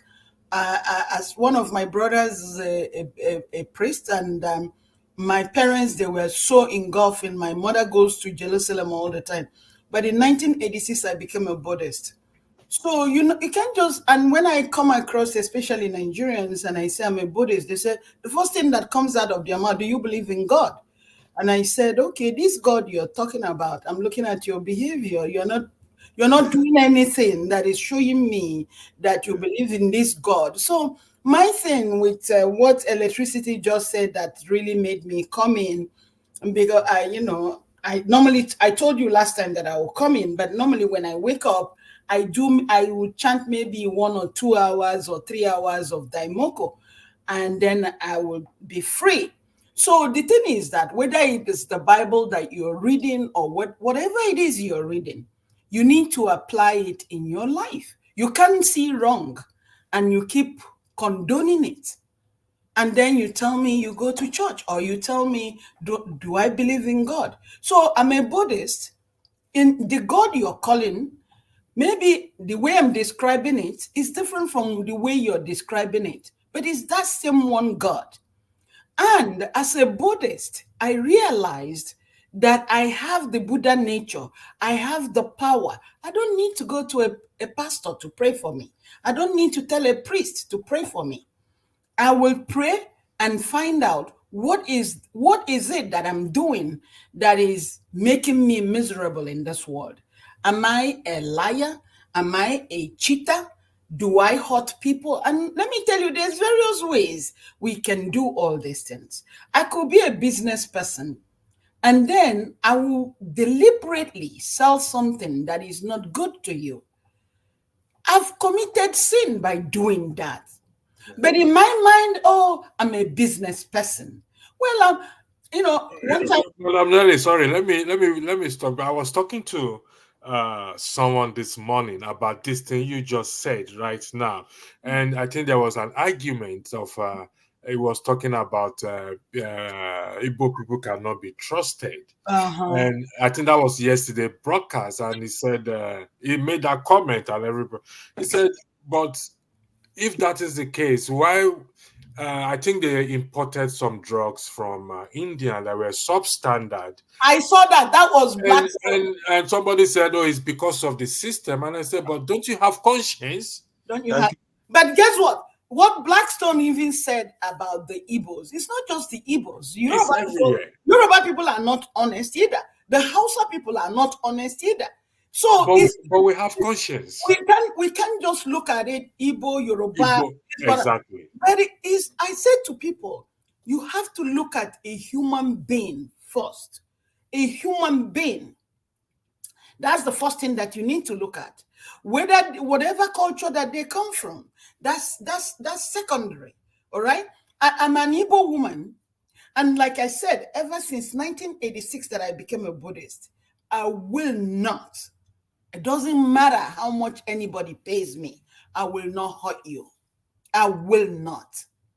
And I'm not going to, because I have a business. And then if I'm going to do a business today, I'm going to really pray that I will have the wisdom. Maybe start little by little and then make sure that I'm able to finish selling what I've bought. But then if I didn't finish, maybe I'll buy it in a little quantity so that in case if I didn't finish selling it, then I can endure the cost. Without me selling a goosey that has been in my store for so many years, and I will sell it to you. I can't, because it's not good anymore. I'm going to tell you the truth. I'm in healthcare. In healthcare, if you ask me question in healthcare, I will lay it out completely for you. I said, do this, don't do this. You go to a doctor says this to you, please question it. Because I can't say because I'm in healthcare, I want to be paid huge amount of money, and I know that this test is not okay for you, and I keep quiet. I can't. And that is why, what I put in the universe is what comes back to me. Even when I was here and my father had stroke, I was not afraid because I know that the doctors and nurses that will surround him in Nigeria will be sent by the powerful forces in the universe. And that was what really happened. I wasn't worried because for me here, I take care of the people that I'm dealing with here. So that's the way we're going to look at it. Not telling me, do you believe in God or do you believe in this? As a matter of fact, becoming a Buddhist was where I learned so much about Muhammad in the Quran, because it was written somewhere in my Buddhist philosophy book. I read more about Muhammad and the kind of person that he was. And he's nothing close to what is happening today in the North. Or you, because a young girl mentioned Muhammad, you put a tire over the person and burnt them. Who tells you to? That is foolishness. Who tells you to? When did God ask you to defend him? And then you have some people will come on damages here with their bold chest and tell me, oh, you insult Muhammad. Who the hell told you that Muhammad told you to do such a rubbish? Who told you that? And then you tell me that you're going to be okay. No, you will not be okay. You will not be okay. Well, whatever denomination anybody wants to belong to, I'm not fighting with you, but show me with your behavior that you believe in what you're telling me. You're 100% right, Madam Lily. Sorry for interjecting you. Even the Bible says it is not in reading it; it is in doing it.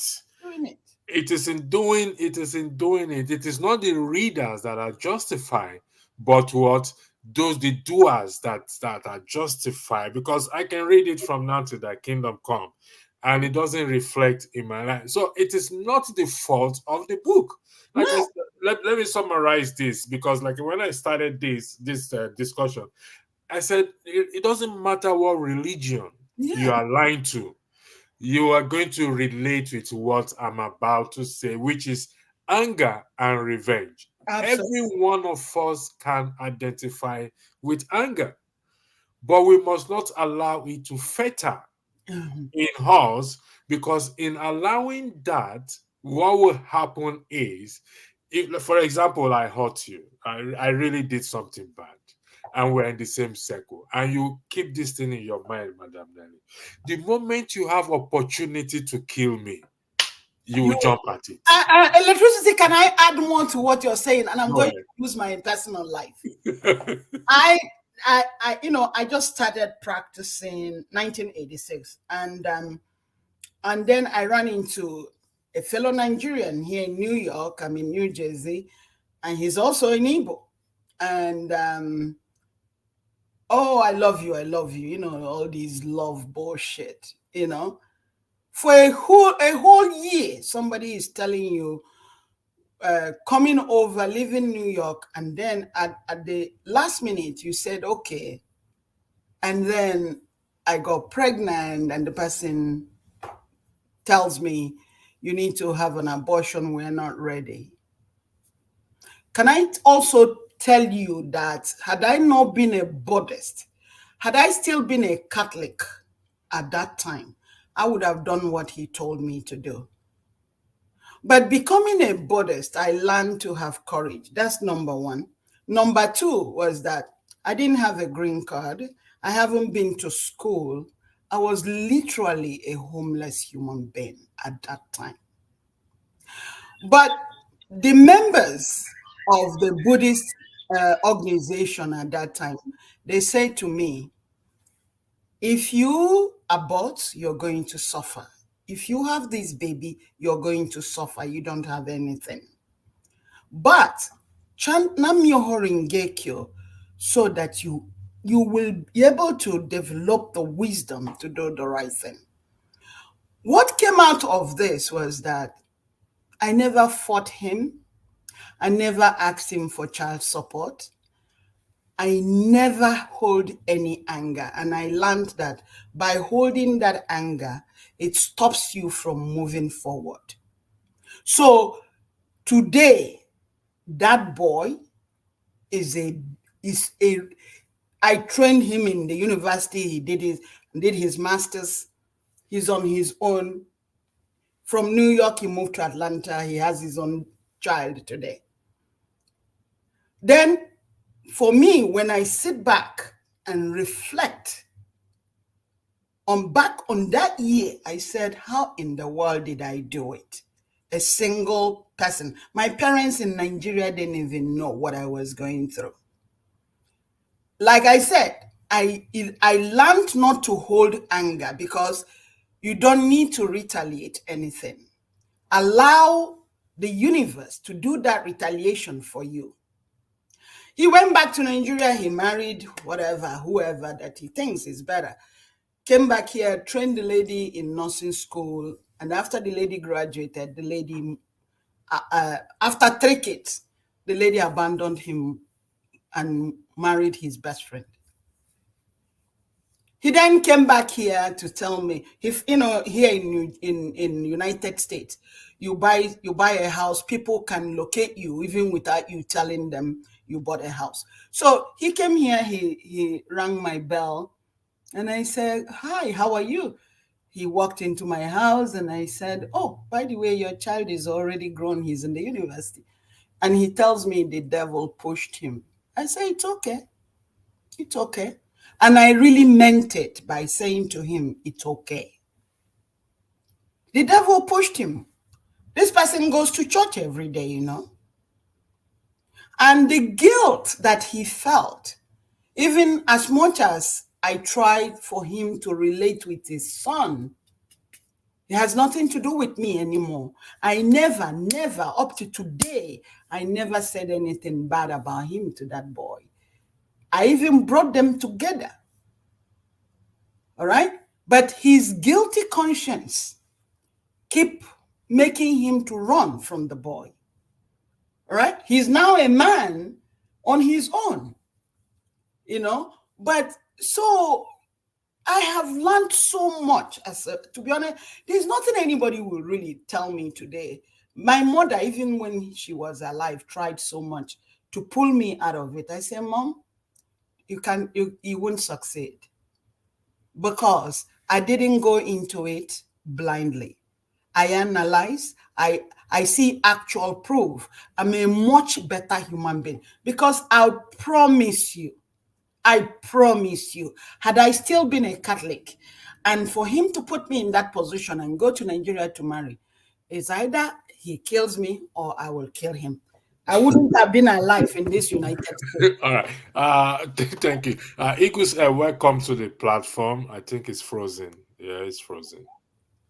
Anyway, just let me highlight. Let me go a little bit of recap again. Eagles, are you there? I think it's frozen. Okay. Welcome to the platform. I think you have an issue with your network.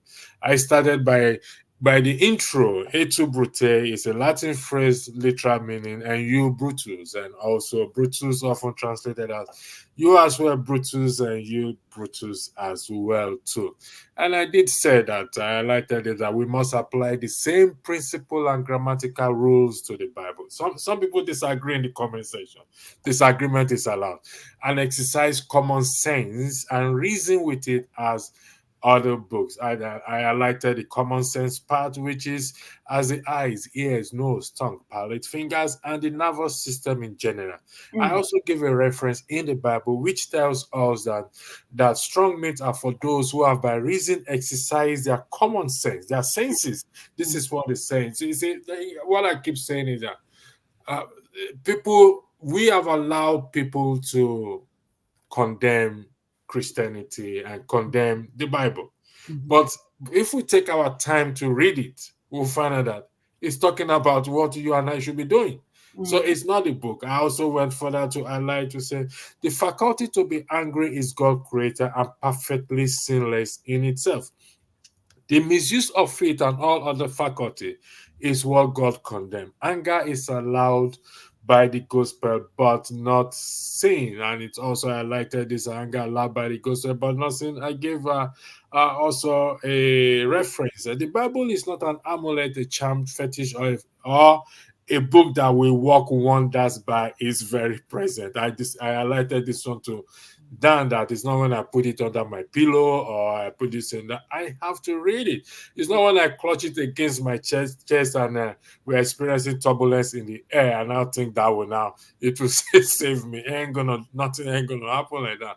It is a book that will work wonders in every life year and year after if acted upon and obeyed in faith and sincerity, and should be taken literally wherever possible, as we do with other books. And I don't know why people struggle with this, taking it literally as it is.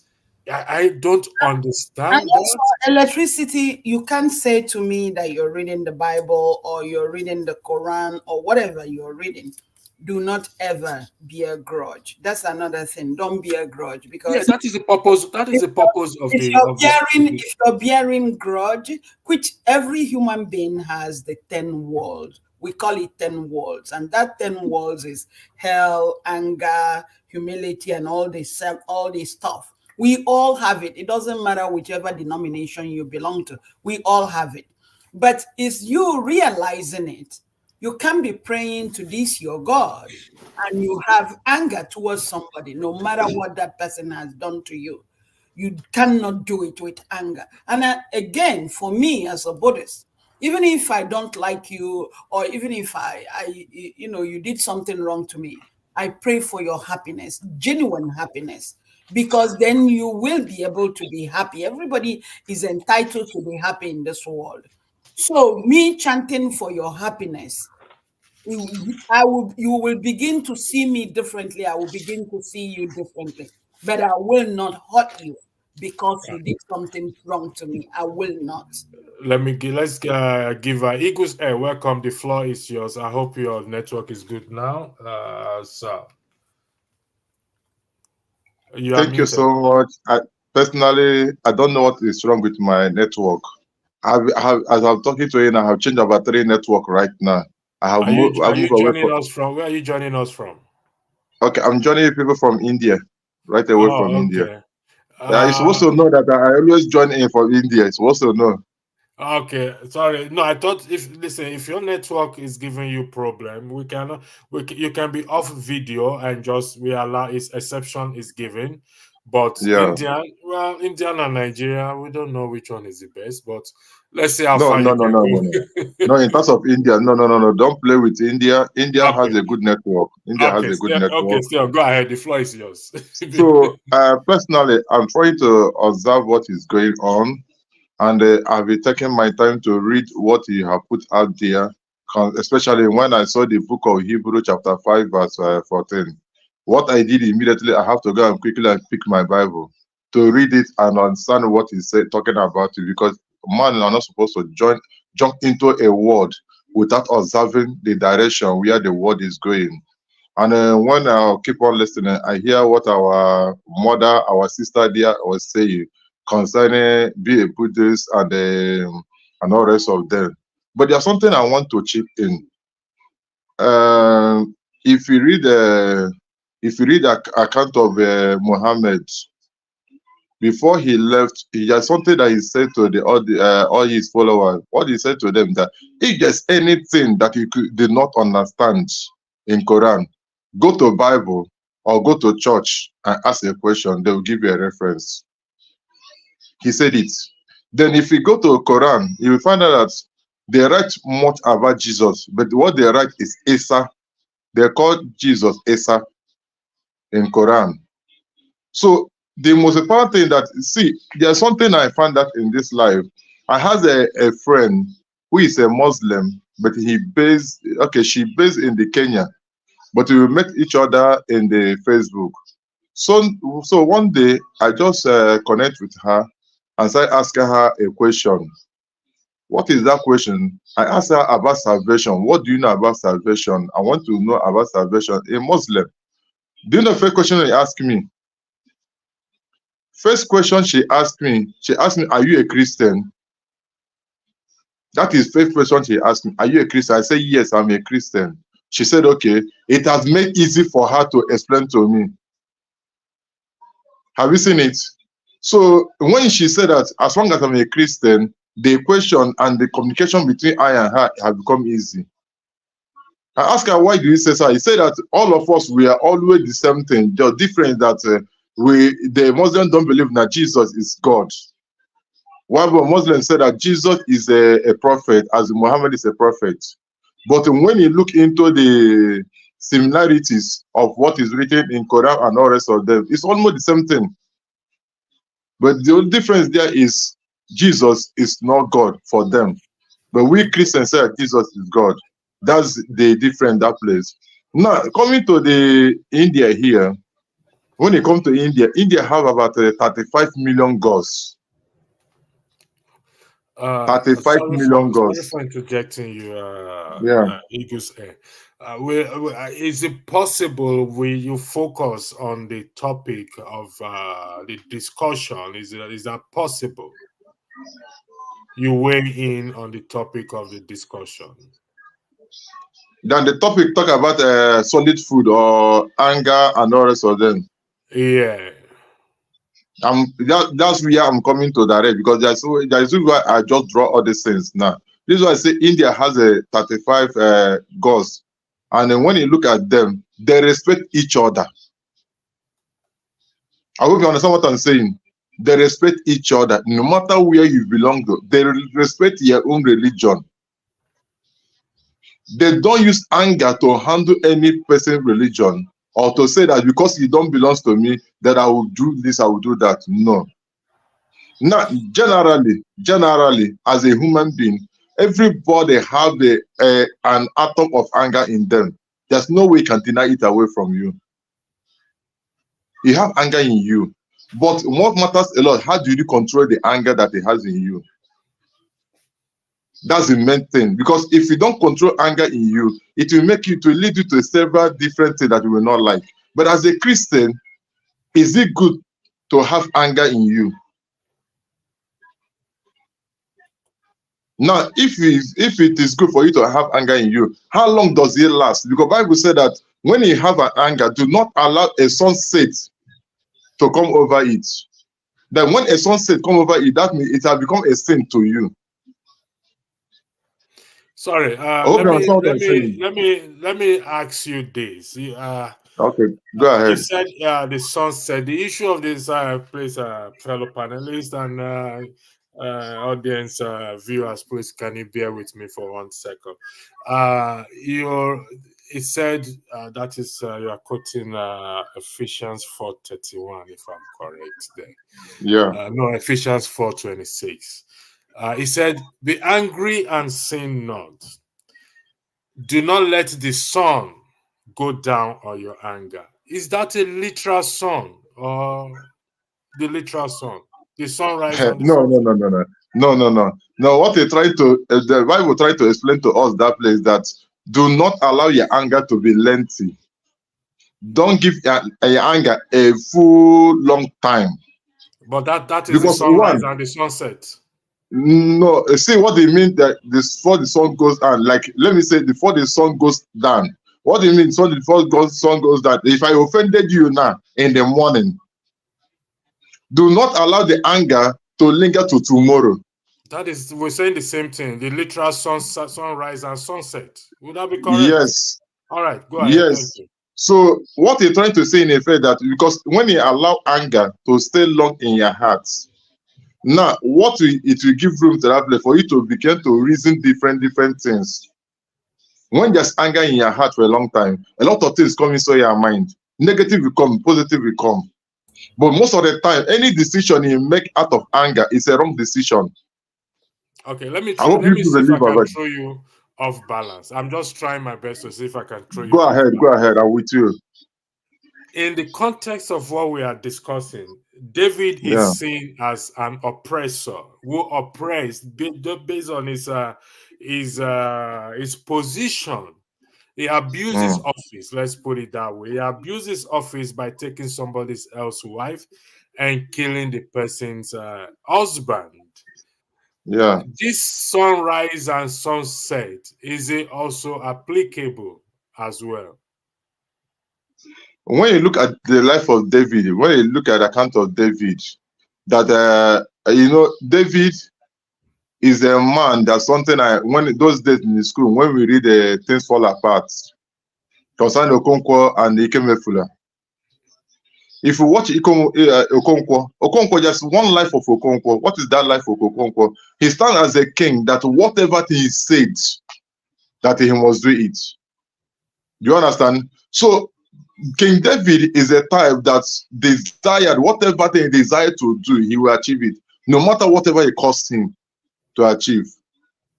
Okay, the question But I'm there's asking you different, is, the question I'm asking you is, yeah, this sunrise and sunset, do not let this anger linger beyond the sunset.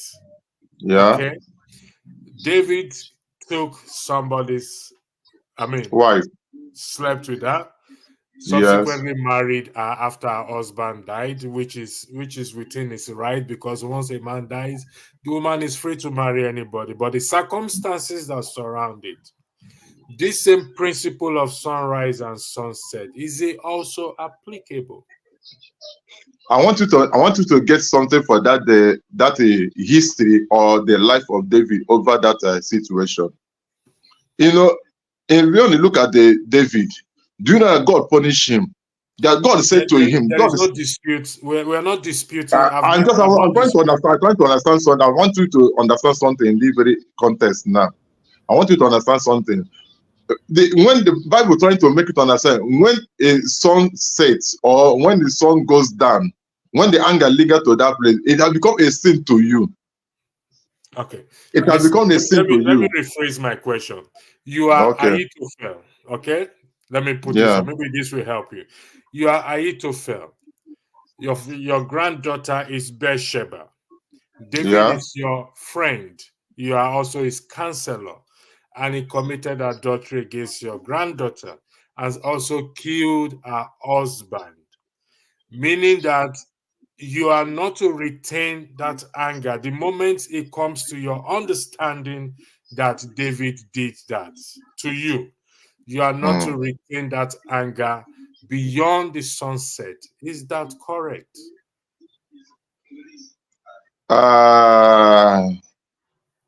Uh, it did not return it to a sunset What I'm trying to say that place because the thing is too controversial, but I want. I, I don't want to sound like an APC man that came yesterday on the platform and began to throw about say that I want to answer the question of APC that is not representing APC. So uh, I'm trying to look Eagle into said, it in a way. Eagle Yeah, said. that is me. I understand. I'll come back to you. Just hold on one second. Electricity. Okay, Ma, This is no what issue. I've been saying, that a lot of us just jump in and we claim we're this, we believe in God, we're Christians, but then they don't even on the simple question. It's either that you're going to react or you're not going to react. And again, you're telling me don't let the anger meet sunset. I don't think people are really understanding what they're reading. If people cannot show me with their behavior, they don't need to tell me whether do I believe in God or don't I believe in God. Because it's because of all these God, God, God, God. That's why Nigeria is the way that it is today. That's why Nigeria it is the way it is today. All these pastors all over the places in Catholic Church, all these block rosaries all over the places, and all of us are here now in diaspora. If our country, with all the churches and all the belief in God, is working, why are we all in foreign lands? We can't even answer the question. We keep going round and round the circle. And again, I'm not disputing anybody's religion, because nobody can tell me about Buddhism, because I've already tested Catholic Church, so I know exactly what it is. So nobody should come and present the word of God to me, because I know. And now I'm a Buddhist. I'm a much, for me, I'm going to defend myself. Yeah, please, I when gave, you are through, I would like to check in. yeah, go ahead. I'm done. Okay, right now, thank you. hold on one second. Hold on one second. All right. Everyone is entitled to what they believe in. Whether you want to believe in God or nobody wants to believe in God. But at the end of the day, like we've often said, we agree that we must be a reflection, a good reflection. I beg your pardon, not just a reflection, a good reflection of what we believe in for the good of the society. And I said this earlier, that some people argue that the white man gives us the Bible. Let me go by that argument. Yes, they do, probably, which is they gave it to us doesn't mean that they are the one they were inspired to write it. But they read it literally. They apply it to an extent to their system. But we spiritualize everything that concerns us, and that is why we find ourselves where we are today. What do I mean by that? I believe in forgiveness, and God encouraged forgiveness. But the same God encouraged that justice must be done where it is applicable. You must pay for the crime that you commit. And because that is missing in our society, Nigeria and Africa, people get away with, and I keep highlighting this, and over time I have highlighted this. I think I've deleted. Okay, it's here. I have highlighted this statement over time, that since sentence for evil are not carried out immediately,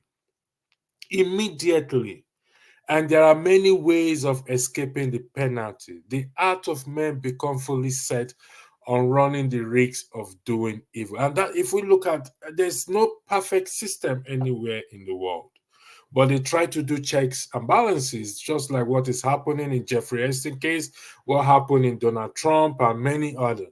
But in our system or in our culture, we see where people commit, and this is not just ordinary people, these are people in high power, commit this atrocity, and nobody does anything about it. And this quote is coming from the same Bible that most people said, oh, it is a wrong book. If the Bible encourages immediate punishment, or it encourages people should pay for their crime. Then we should be careful how we now write off the book, because what we are asking for today is where people are held accountable. It's all about accountability. No matter what religion we practice, it's all about accountability. For crying out loud, Tinubu is a Muslim, let's be honest.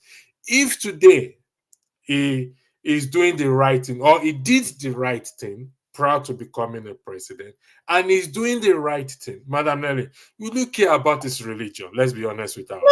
No. Exactly. Listen, I've said this to you times and times. Even as I speak today, I remember I've also highlighted, when we talk about God, what you're calling God, me, I'm also calling that God, but probably I'm not giving it your GOG name. Yeah. But I always, in my philosophy, we talk about the Buddhist gods.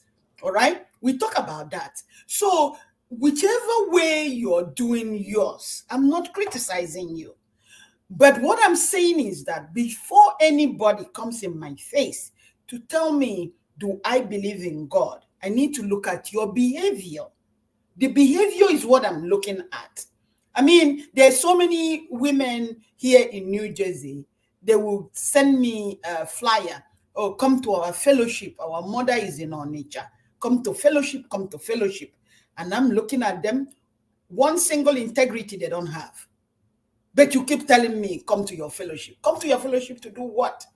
The one or two of them that I have attended one time, they will, as soon as I walk in, they give me a Bible, they give me an envelope to contribute money. I say, are you for real? What are you showing me that is different, that makes me a much better human being? I'm not going to tell you that. Again, I told people, when I say that I'm a Buddhist, I'm not a Nimbutsu. I'm not Tibet. I'm not Zen Buddhism. I'm not the monk. No, I am Nichiren Daishonin Buddhism. The original Buddha started from India, Shakyamuni, and then Nichiren Daishonin from Japan. When you look at these people's behavior, is different. Is different. I've said it also in this platform. There was a time Shakyamuni, because of when he was preaching to people, and then the government was so angry with him. Why is he converting people? They set him up with a prostitute. The prostitute came to where he was preaching to people and said, oh, you pregnanted me. And Shakyamuni looked at her, didn't say a word. Meanwhile, the disciples that were engaged and listening to him, they began to doubt him immediately. And then when all the disciples have shown that they really didn't trust him before, he then raised his head and looked at the woman and said to the woman, only you and I know who has that baby. The moment he finished that sentence, a mighty wind came and blew the woman's clothes up. The woman was not pregnant. The woman was a setup for him. Then the bow flew in the air. When I read that, what did that teach me? What did I learn from that reading? I learned that if I know that I didn't do anything wrong to you, but you want to crucify me or you want to kill me, I'm not going to change my words. Just like sometimes when people are being arrested by the police, and then they will say, oh, because I was tortured, then you admit to something you didn't do.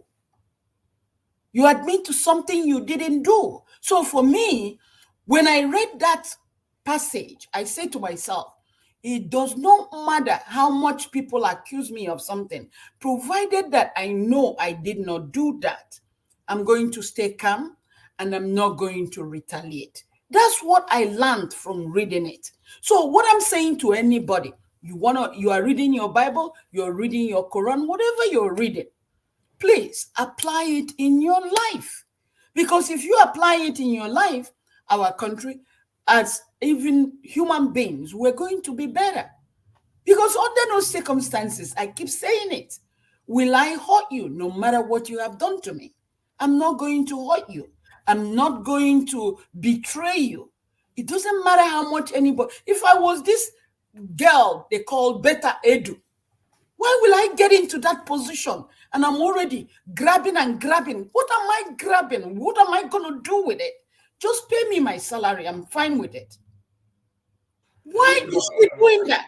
Why? Can I come in? Can I come in? Can I come in? I'm coming, Liguse. In respect to Okay. Peter Andrew, according to record, that is not the first time she's involved in matters of electricity. I only bring it up because then she goes to church. She goes to church. Really, anybody can go. It's like anybody can go to, could be a Buddha. For example, you just mentioned Shakyamuni, who was tempted or was challenged in terms of the what do you call it, the pregnancy story you just gave. I mean, there are instances. For example, Joseph was tempted by Potiphar's wife. Yes. Potiphar's wife, and what he did was to run away about it. Nobody believed him at all. He was in prison, and even the people he helped in prison, one of them forgot him completely. And so it is like my argument is this, that whatever it is that we say, like you rightly said, we must not run down anybody's religion. It's not in our place to do so. Even if we want to bring the person to our own side, you can't condemn their religion, because you're already setting up a war already by the moment you go with condemnation. And Jesus Christ never condemned anybody. Now, sorry, before I come to you, I want to highlight some comment. This is a problem we always have here, Madam Nelly. Somebody said here, everybody must not be talking the Bible. So if everybody is not talking the Bible, who are the people that are designated to talk about it? It's a book that is everywhere. I get a little bit confused. Electricity, don't worry about people Please, who are. please, I want to say something concerning this thing. Yeah. Because one thing you need to understand in this life we are living, that sometimes in Nigeria we stretch religions, especially Christianity, in a way that it has become something of people who use it as a mockery. But I want to bring something here now. You know, most of us, we hear about the war that happened in Liberia war. I want to use this thing to give an illustration of life we live and understanding we have. If we watch Liberia war, if there's a play, the movie they write sometimes in April. So that Liberia war, I was listening to a woman. The woman, her husband is a pastor, and she is also a pastor. But because of the war between Houthis and the Tutsis, now the man is from Tutsis, while the woman is from Houthis. Now there's something that happens when the war was going. Those boys, they enter inside the church and they butcher the pastor. They kill the pastor. Very young boys, they kill the pastor. But after the war ended, so some of these boys were taken to prison, and this woman said that the death of her husband will not be in vain. And she began to go to prison to visit all these young guys, began to visit them all along the line. But there's something that happened. One of those boys that killed the husband, the man, the boy himself, that used knife to cut the butcher, the husband, and the only son that she has, came to her on the court one day and knelt down before her. I said to her, "Woman, I recognize your face. I'm the one that killed your husband and your son. Please forgive me." She was busy. The young boy was busy asking her for forgiveness. And she went out and cried and came back to the court the next day and said to her, "Because you have made this confession and recognize I'm the one that is a wife of that man that you killed, I have forgiven you." I hope you understand that scenario. Yeah, Forgiveness. I'm coming. I'm not through with this thing. I'm not through with this thing now. She said, "I'm forgiving you," and left. Do you know that after some years, government began to release all these boys? Do you know the woman go to that prison and adopted the boy? I said, the boy, I don't have anybody in my life. I don't have a husband, I don't have children, I don't have any other thing, but I'm going to adopt you as my own son. She adopted the boy as in her own son and took her home. Your point is forgiveness. Would that be correct? I want you to understand, not only forgiveness. She now, if you look at her personally, she looked into what happened. She was hurt, but at the end of the day, she had an individual life to live, to forget everything that happened and move on. Now that life I teach her, that teach other people something that concerning the anger that does not go down before the sunset and all the rest of them. She forgive and forget everything and pick the boy's own. And the Bible said that, I want us to understand something. The Bible said that I have created good and bad, then you choose. And you know, there's something that God created us in this life. God created us with a matter of choice. It's a choice. Okay. If you choose to be bad, I think we've emphasized that is a choice, and forgiveness is standard. You can't forget. That is not possible. You can't. Nobody forgets anything. Madam Nelly didn't forget what happened to her. She forget. I didn't forget. I think another thing you need to add is that we can tell stories about what people did, but Yes. I think the biggest fundamental thing is to ask ourselves, if I'm in that position, what will are I you do? be able to do it? You telling me what another person did? That is It's the a good point. story, but it's irrelevant. Because if you cannot replicate that, whatever you read about that woman is non and valid. That is why Okay, I asked you a question, Igu. yeah. When I asked that question in terms of David and Ahithophel, putting you in the position of that. Yes, these are stories, but what will you do if the table turns around and it is you? Like, listen, we can talk about this story, but when we're now facing it individually, Are it we will not be able to understand it? a different story. Now let me. Hold on 1 second, please. And I said it earlier that this is to apply to relationship in the sense of any and every relationship. Any, up to employer, employee, colleagues, father to daughter, daughter to father, father to mother, mother, father to anything. Because let's be realistic here.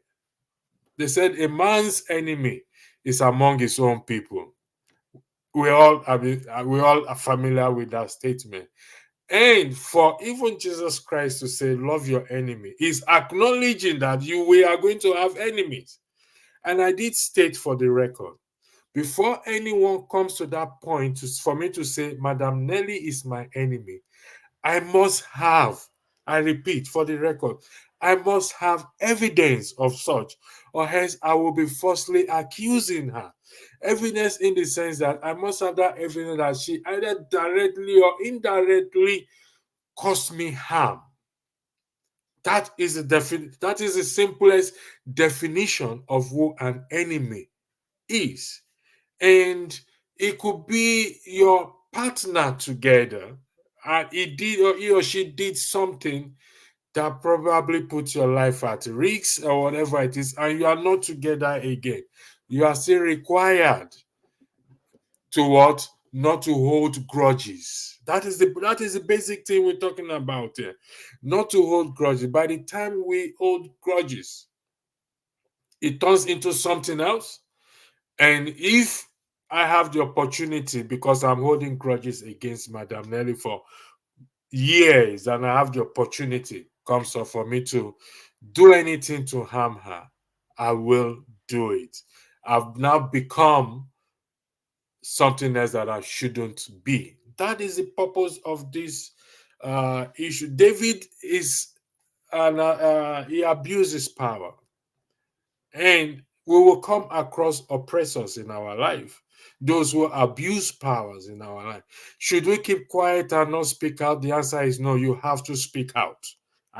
You have to address it. You have to bring it to the person's attention. If you don't like something, speak it out. Say it if you don't like it.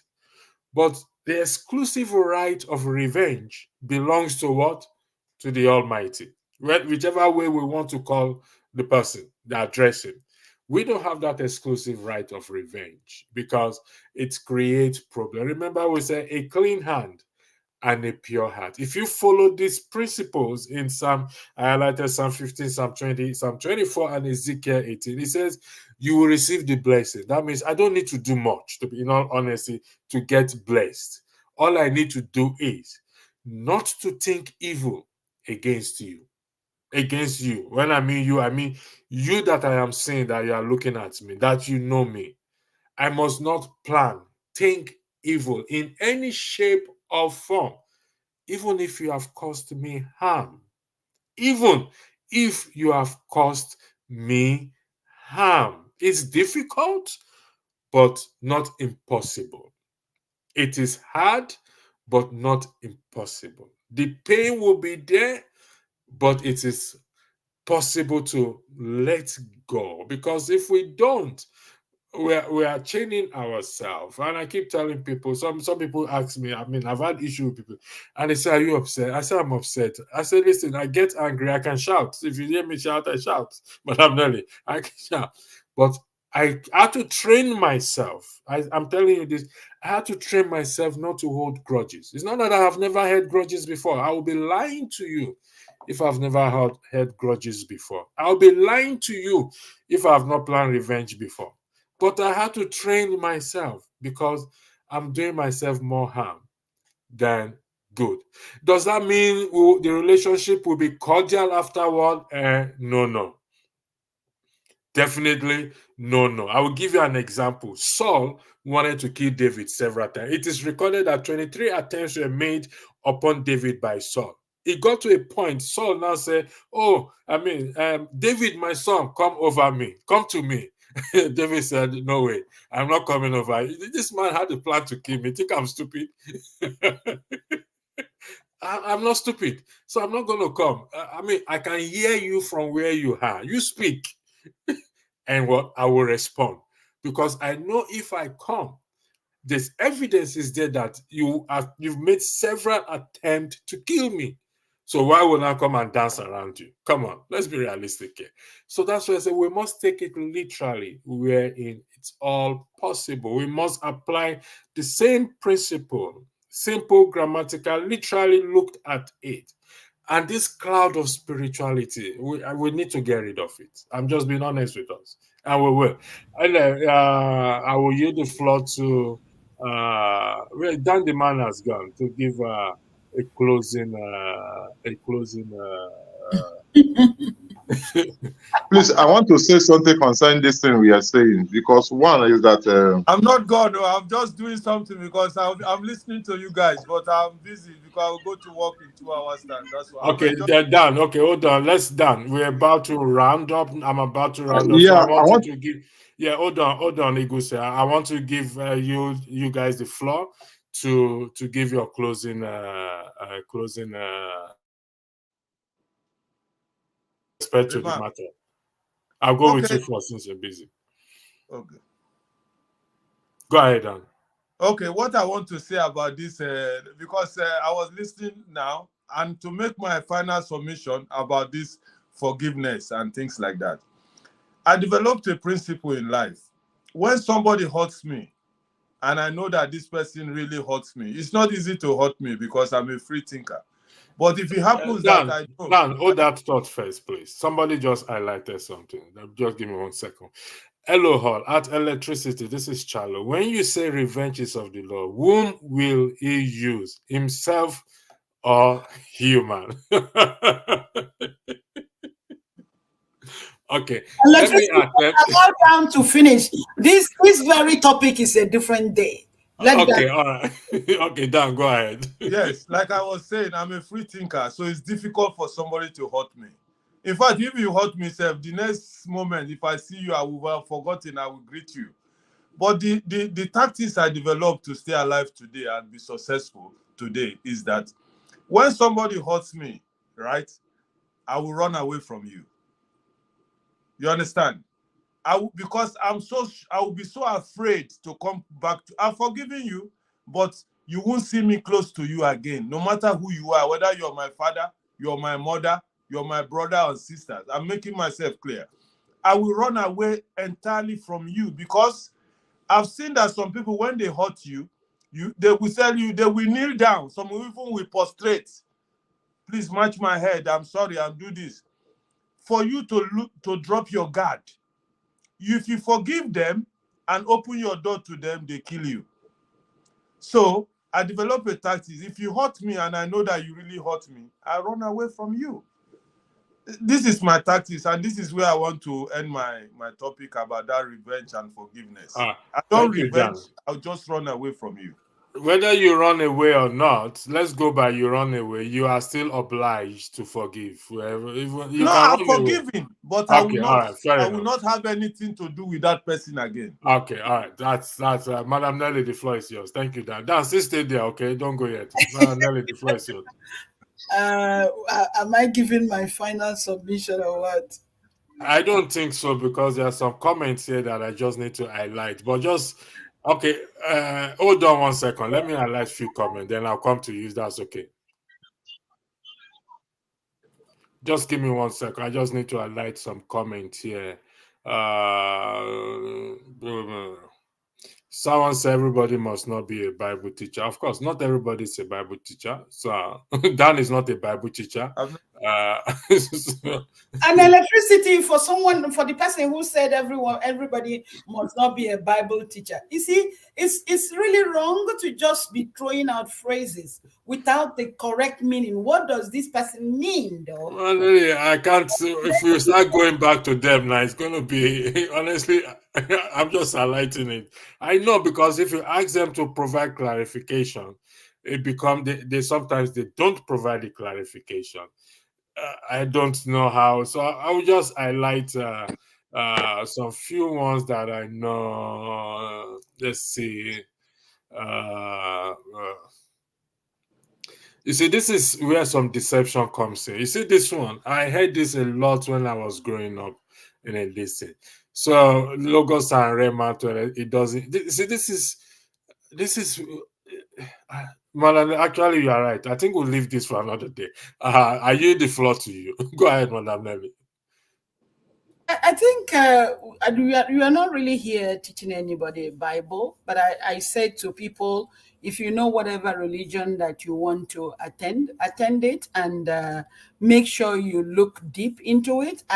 You also mentioned the problem that we have, especially in our Black communities, no matter what part of Black country that we come out of, is that we don't take time to read. We don't take time. We rely on somebody else to read and tell us.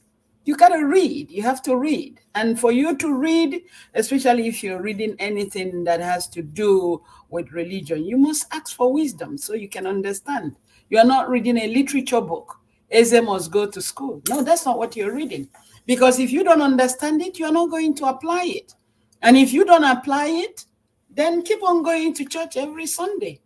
You know, a pastor just said in Nigeria to people that when they start working, their first paycheck belongs to him. You're asking people. We are covering that next week. Okay, okay. Again, people in that church are going to believe him. You know.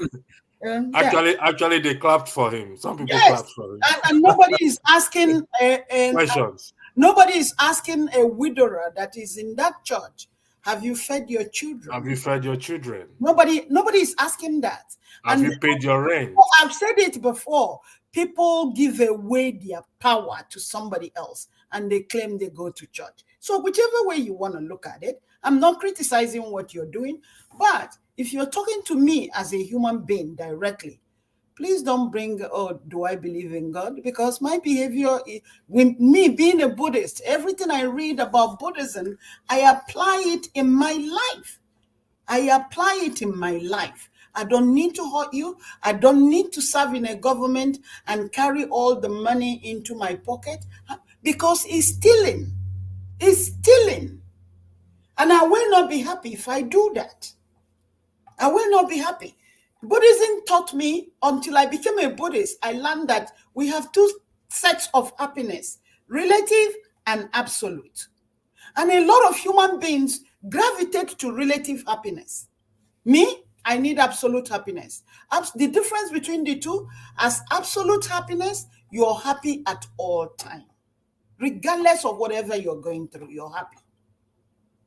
So it's not question of whether I don't criticize anyone. Whichever one you want to do, good luck. But I want to see it in your behavior.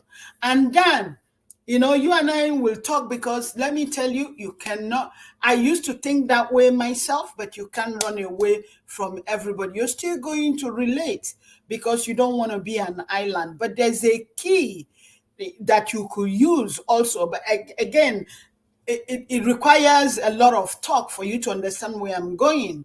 I do understand you don't want that person to hurt you again, but you will have a bigger wisdom to really know how to maneuver that, rather than saying that, oh, you will run and don't want to do anything with that person anymore.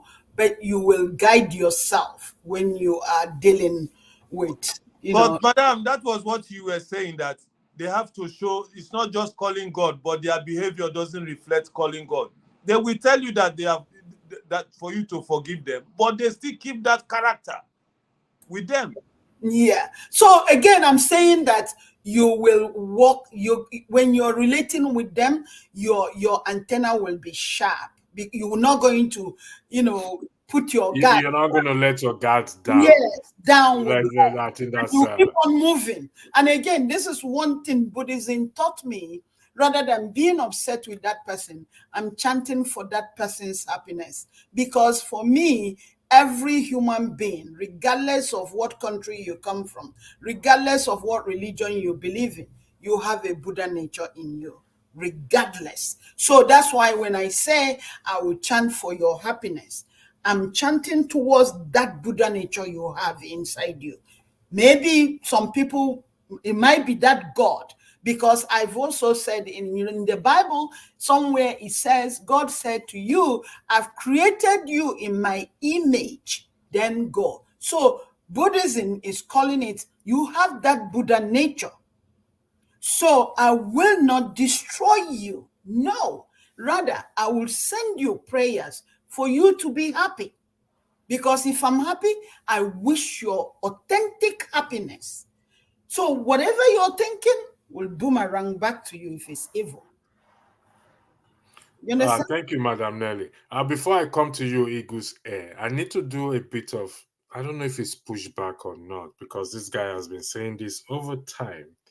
And I have issue with it, because the reason why I have issue with it, like you rightly said, Madam Nelly and everyone here, that we all should read it for ourselves. And the Bible is not for literal consumption. That is incorrect.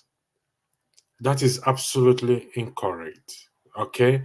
And why I said it's incorrect is, if you go to Deuteronomy 29:29, if you are familiar with the scripture, I don't know who you are, but I'm beginning to feel that you are maybe a pastor or whatever it is, and you are doing certain whether damage control, I don't know. Well, if But he's it's a pastor, he should be able to be authentic. But but it is a matter of revelation. Listen, everything has been revealed unto us.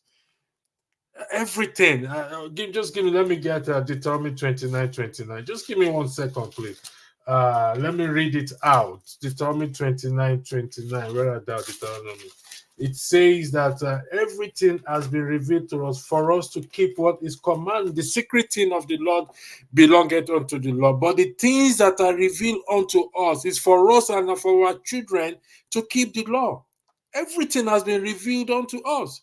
You want to tell me you don't know what it means, thou shalt not steal, thou shalt not lie, thou shalt not. What else do you want to be revealed again? I don't understand this issue of it's a matter of revelation. Revelation on what? No, revelation on what? I don't understand. And these are the problems, these are the issues causing problem. And somebody will tell you can't read your Bible to understand. You need somebody, for crying out loud. even the Bible says that his commandments are not grievous, meaning that it's easy. How would God want me to keep his commandment and he makes it so difficult for me to keep that commandment? That means it's not a fair God, it's a wicked God. If he wants me to keep his commandment, he makes it easy for me to understand and to keep it. And you are coming saying it's a matter of revelation on what? What do you need to be revealed? What is there to reveal for you? That you should know, this is a fake drug, you are importing it. What did you need to involve? Do you not know this is a fake drug? You knew before you ordered for it. So what is there to be revealed again? And this is how they just play on our intelligence and play on our minds and as they say, cash us mugu. I'm sorry that I'm getting a little bit upset here right now. Eagle said the floor is yours. Thank you. Thank you so much, Electricity. This kind of conversation, I love you so much. But in my own submission, there's something I want to say. Your life you live today is a reflection of what you know. The life you live today is a reflection of what you know. That's what the Bible said that my people perish because of lack of what? Knowledge. They lack knowledge. The knowledge of what you know help you to go far in life. Now, I want us to understand something. There is 3 animals I want us to look into it. What is that animals? We talk about ego, and we talk about being which animal again? Ego, snake or serpent. And I will still remember the other animal. Now, if we watch serpent, dove, yeah. Talk about dove. If you watch a serpent is very clever in reading and in movement of anything I want to move. Based on what Dan said. Now, somebody may offend you and you have already forgiven the person. But what we need to do as a serpent who is wise, in other way around, is to that one thing that will lead to that thing again, you avoid it. Not avoiding the person, but something that will lead to that thing that you need to avoid so that it will not repeat itself again. Now, be like a dove, you need to calm down and be watching what is going to happen. Then in other way around, be like an ego. No one to swift over some certain situation. No one to swift and dodge some certain things and go your way. That's why I say the life you live today is a reflection of what you know. If you're ignorant of doing the right thing, you keep on dancing in the darkness or your eyes being blind. So when the knowledge you have today determine how far you go in life. If you're not knowledgeable enough, you will continue to face a lot of problems, criticism, and all this other. Now, I want us to know this thing in life. Naturally, somebody must offend you. You see this life we are living, somebody must offend you. But the way you handle the offense determines whom you are. If you handle the offense in a wrong way, it shows the kind of knowledge and wisdom you have. If you handle it in a wise way, know that somebody must offend you. But look at the offense. What causes the offense? What really leads to this offense? Then when you're able to understand how the offense comes, you know how to handle something. There's one principle I have in life. If you're the type that used to curse somebody, you're the type that used to raise a curse against somebody, and I'm trying to correct you, try to mingle with you, correct you over that, you continue that way. I see it as a part of your life. I see it as your own life. And if I immediately I see it as your own life, there's nothing we do about that thing will make me to be angry again. It has become your own life. I've seen it your own life. It cannot be wiped away from you. That's one of the principles I used to use. I'm a bit lost. Sorry. Can you go back again? You said you were make something reference to a cause. Can you go back? I'm trying to say that if you know in Nigeria, like in Edo State, if you go to Edo State, I don't know if anybody from Edo State here.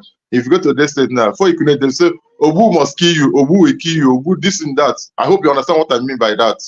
There's somebody that used to, anytime we come in contact with that person, the person will open his mouth and begin to say all marvelous things, all kind of things against you. Now, if you are the type that in relationship with me, in connection with me, and you always say such a thing, you always open your mouth to say something I don't understand, you begin to say something wrong against me, and trying to correct you over the situation, and you continue in that way. Next thing I will do, the principle I will apply that this is part of you, this is your own life, it cannot be changed. And once I say that is your own life, cannot be changed, So what happened? Whatever thing he said against me, I will not pick offense over it because I have seen it. That is your own way. Okay. But the only thing I will try to do, whatever relationship or connection I'm going to have with you that will lead you to begin to say such a thing, I'll try to avoid it and cut it off. But that does not mean I will run away from you, but I will cut some certain off from you. Okay, Dan, don't run away, please, because I can offend you tomorrow and you run away from me now. If I offend you on this platform now, that means you won't come again. Please don't. Running away cannot bring solution, cannot solve any issue. Because if you run away, you meet other person, but the best thing to do, develop a platform that he used to do what correct such a thing. We are all different animals. That is my way, and it's been working for me. So, I'm going to do something right now. Just give me some few minutes, please. I'm going to do something right now. Someone put out this statement. David didn't plan to kill Uriah. He disobeyed the king and he was killed. Now, that is incorrect, okay? I'm not used to saying that, but I'm used to saying that. That is incorrect, and that is pushing false narrative. So I want the audience to take note of this statement. It is incorrect. It is pushing a false narrative. David planned to kill Uriah. Initially, he asked him to go to his house so that he can say that he is the one that slept with the wife, but Uriah refused to. David planned, orchestrated. He sent a letter to Joab that Joab should put Uriah in the hottest forefront of the battle and people should withdraw back. Who gives such a decision? So this, for those in the comment section reading this is incorrect. It is false, and it is a false narrative. So I am going to be doing that now for the record, because this broadcast will be here for many years, and some people will come across it, and so that is why I will be calling out some certain false statements for the purpose of for everyone, so that we know what it is. I like this. I've highlighted it before. Whatever Buddhism, teaching, Christianity, everything is a matter of one's interpretation and personal relationship with God. So they've asked so many questions, and I will actually. This is 2 hours 51 minutes. I thought plan of staying here 1 hour. We've gone up to almost 3 hours now, but I would like to thank every one of you for joining this platform. Like I said, we'll be doing broadcasts on Friday and Sunday, time permitting. Please, electricity. There's something I want to ask. There's number they wrote here that concern WhatsApp group. Kindly familiarize. I'm the one that put it there. Yeah, Okay, you're the one that put it. Yeah, I'm the one. Please give more explanation about this thing. You can see what is there. Join the Pure Tribe WhatsApp group. Okay, it's something I set up. The description, the detail is there. The guidelines is there. It's simple guidelines. Okay, and it will be up every time. So if you want to take down the number, take down the number. Just follow the instruction there. Okay, it doesn't matter what religion you are. But what I'm trying to do is this, like this comment somebody put here. Where is that reference? Madam Nelly. Where is it again? 1 second. Where is it? Where is it? Come on, where are you? Yeah, this comment here. Whatever Buddhism teaches, Christianity teaches also. Whatever Christianity teaches, Buddhism teaches also. Everything is a matter of one's interpretation and personal relationship with God. What this means is, like what we've been emphasizing, it is not in the reading. It is in the doing. Okay? It is in the doing. So let's even say I'm sitting next close to God, and I'm not doing right by Madam Nelly or Eagles Air or Dan. To what purpose is that? What is the usefulness of that? It's absolutely useless. Now you come to my point. What is the necessity, or what is the benefit of following somebody who has hurt you, who has not changed his way? They'll just come and tell you, "Oh, please forgive me, now devil push me." But you are forgiving them, but they keep, in fact, they get worse. Madam Nelly explained to you, Dan, that listen, You have to not deal with the person. Yeah, I It's don't have that wisdom. intelligence to deal with those people. My Don't say intelligence you tells me don't. You have run that away from that intelligence. person. No, Dan. You have that intelligence to deal with them. No. I would disagree with you on Yeah, that. but excuse me, Mr. Sorry, brother, please just give me 30 seconds. Madam Nelly, help me to lecture Yeah, Dan. just give me 30 seconds to make that point before you conclude my style. You know why? I told you I'm a free thinker. I don't have time to worry myself on somebody's attitude that refuses to change. I have a lot to do in my life. So when I see that I have a friend or a brother or a father or a mother, because it's very serious, and that person wanted me dead or wanted to destroy my life, and I found that out, and I think this person is very close to me, but the only way for me to survive, because I have one life, when they kill you, you are gone. So my mind tells me, if this person is dangerous to you and he has offended you, I don't say I've not offended people. If I offend you once, my brother, I will never do it again. But some people, they offend you once, you forgive them, they do the worst, and they Okay, will say, Dan. oh boy, now your brother. Let me That's what I'm try. Let talking me try. Let me see. Let me try. about. I gave you an example, okay, of Saul and David. Okay. According to records, 23 attempts were made by Saul to kill David. 23 times he made that attempt. And at every time, David escaped it. And now David knew that Saul wants to kill him. He did not go for the dinner that Saul prepared. So I'm telling you what David did so that you can apply the same thing as well too. So I want to kill you. You know I want to kill you. And I give you food to eat. Dan, will you eat it? Let's be I'll not honest. even go for that dinner. so you have that common sense then. So why do you say you don't have that common sense? No, what I'm saying, I would have avoided you. I will not even see you again in my life. Not to talk Well, of if going that to. is the path you want to take, I'm not going to condemn you or judge you for that. Yeah.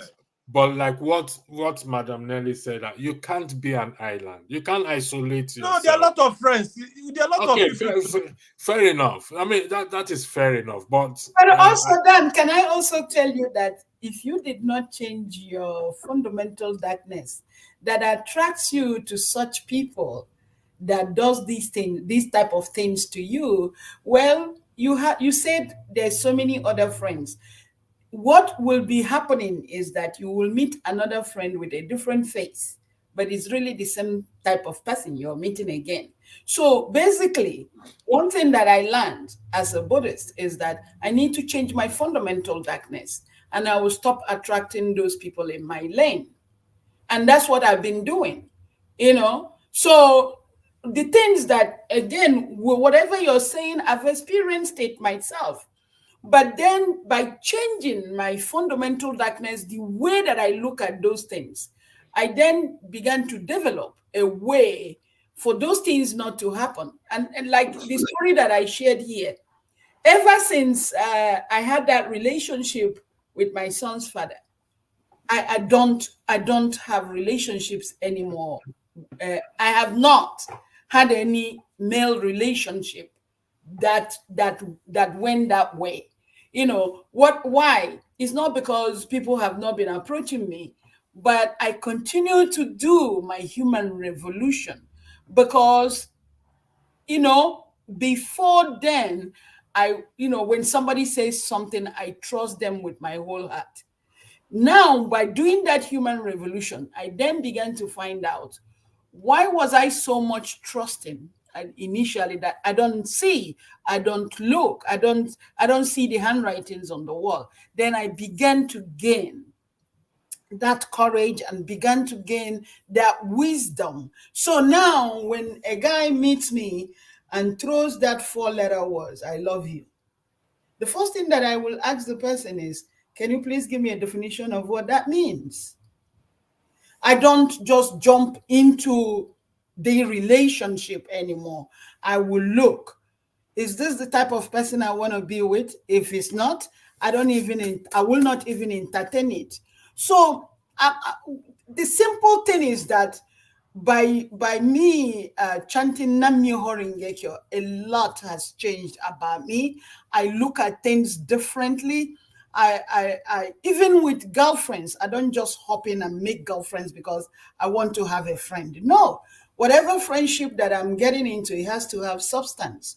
I don't just do friendship just because I want to have a friend. No, and the things that I was hoping to before 1986 is not what I hop into now anymore. The things that I value right now wasn't what I was valuing then. Even when I did my doctorate, I didn't go to do doctorate because I wanted to have a doctorate beside my name. No, I said, what will be my legacy? What can I do for the youths? Because even the program we had on Friday, I stated, all of us, we have made the mistake of relationships. But now, how do I change it? By then sharing with the younger ones. Don't make this mistake that I made. Don't make this mistake. Because another thing, which will be for a different topic, is that many of we women, when we don't have the type of love that we need in a family, does it make us want to run? Let a guy give us this love. And then by running, we then get into the wrong hands. So then what I did was, when my son had his daughter, I then saw the way my son was relating to the daughter, and I kept encouraging it. Because when a father shows a daughter a real love, a genuine love, then that daughter will not have low self-esteem or become so insecure. Let me run to a boy. A boy will tell me they love me, because that love that you were yearning to get from your father, many of us don't have it. And as Nigerians, we don't talk about these things because it's a taboo for us to talk about.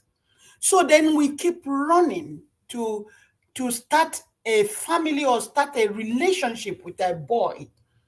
And then at the end, it crashes because we didn't run into it with good reasons. Are you guys understanding what I'm trying to say? So there's a deep traumatic wound, especially we Nigerians, that we really need to change, and we really make sure that our younger ones do not make those mistakes that we made. So again, my Buddhist practice showed me all these things. You have to love yourself before somebody will come and tell you, oh, I love you. If you don't love yourself, don't allow it. I don't care how much, whether it's a woman, oh, I love you, babe, what? No, it doesn't matter how much I call you babe. You have to love yourself first. Before then, you can shower that love to somebody else. Do you understand what I'm saying? So all these things I learned as a Buddhist. So whatever, if you also want to read your Bible, read the Bible to know that you have that power, you have self-esteem for yourself. Don't wait for a man to come into your life to give you a sunshine. Bring out the sunshine yourself. And when that man comes, the man will enjoy the sunshine with you. But if you're waiting, oh, let me get married to be happy, are you kidding me? Are you really kidding me? If I don't tell you today that since 1989 I've not dated, just seeing my face, just on this platform, is there anything that is indicating to you that I'm not a happy woman? I'm very, very happy. If it happens tomorrow that I will run into somebody that matches my life, so be it. But if not, oh, I'm happy living my life. The little that I can do it. I don't have to bring in a man for me to be happy. Hell no. But if the right person comes, yes, because I don't want people to say, oh, she's so sufficient, she doesn't want. That's not what I'm saying. Get what I'm saying. Man or no man should not be a reason for me to be happy. Oh, we all have happiness. Build it yourself. Thank you. There's an argument going on here. I would like to highlight the argument here. between McNally and Esau, and there's a pattern. So I reckon we do not believe in the same God. There's something here. McNally said, I meant every, no, Esau said, I meant every word. And McNally replies, okay, your opinion, your entire opinion, however, it does not make it right. I hope you know that. And so he replies, so please, can you reference, yeah, this is what I'm looking for. So, please, can you reference to a Bible passage? Remember, it's a literature book. If we are arguing about Shakespeare, we have to reference where that statement was made. Or if we are talking, like Madam Nelly, if you are talking about your Buddhist book, somebody can ask you and say, where is that in that Buddhist book? So, if Eso can please respond, because I'm curious about this. I don't want to say much about it, but I want you to please provide the reference where you are referencing in the Bible, in that literature book with the title, the Bible. Could you please provide that what you are because this is what happened, Madam Nelly, or anybody. People say things hiding under the opinion, or they push false narrative hiding behind that word. It's my opinion. Fine. That's why people, if you reference something in the Bible, then give the page number so that people can go and read it. Exactly, so that we can read it. I mean, everything I have said there, I reference where it can be found in the Bible so that people can read it and ask questions and seek for clarification. And that is the purpose of this. It's not for us to argue or to fight each other or to condemn each other. We are trying to get, let me put it this way, besides getting individual our life right, we want to get Nigeria right. That's just, and this is part of getting Nigeria right. It's not just, Also, it's not. remember, to get Nigeria right, we, all of us as an individual, the change begins with all of us first. You can't get Nigeria right if you, as an individual, you don't understand what you're doing. Oh yeah, of course. That's why I said we have to get ourselves right first, because, like they said, the popular saying that the change starts with me, it starts with you, and so he provided this scripture. I know this is what he's going to provide. McNally is 2 Peter 1:2, 20 to 22. That the scriptures were not given by man's interpretation, but these men were moved. If I'm correct from what I'm reading, I'm not opening it. These men were moved by what? By the Holy Spirit. So I don't understand what Esau is actually getting at.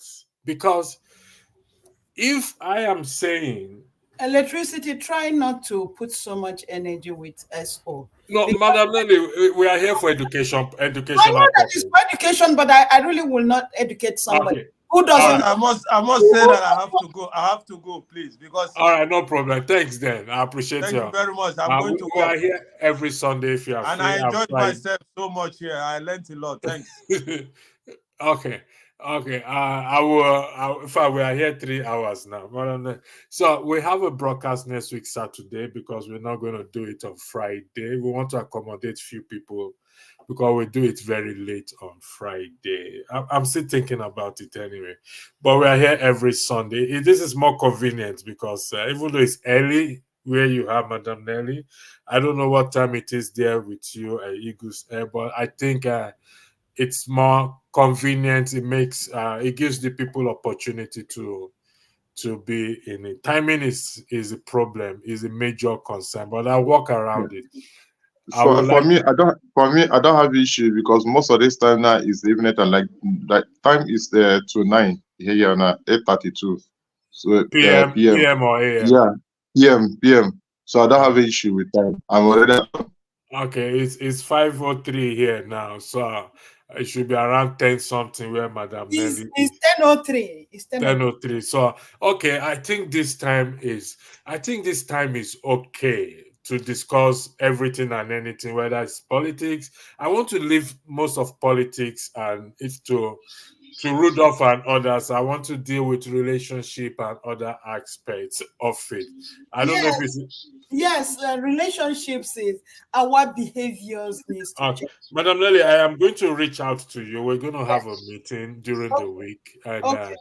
to tailor this thing more as we go along. So I'd like to thank everyone on the platform, and those in the comment section, whether we agree or disagree, it's neither here or there. We will come again next week, God willing. Have a lovely week. Mr. Ike, enjoy yourself in India. I will. It's really nice.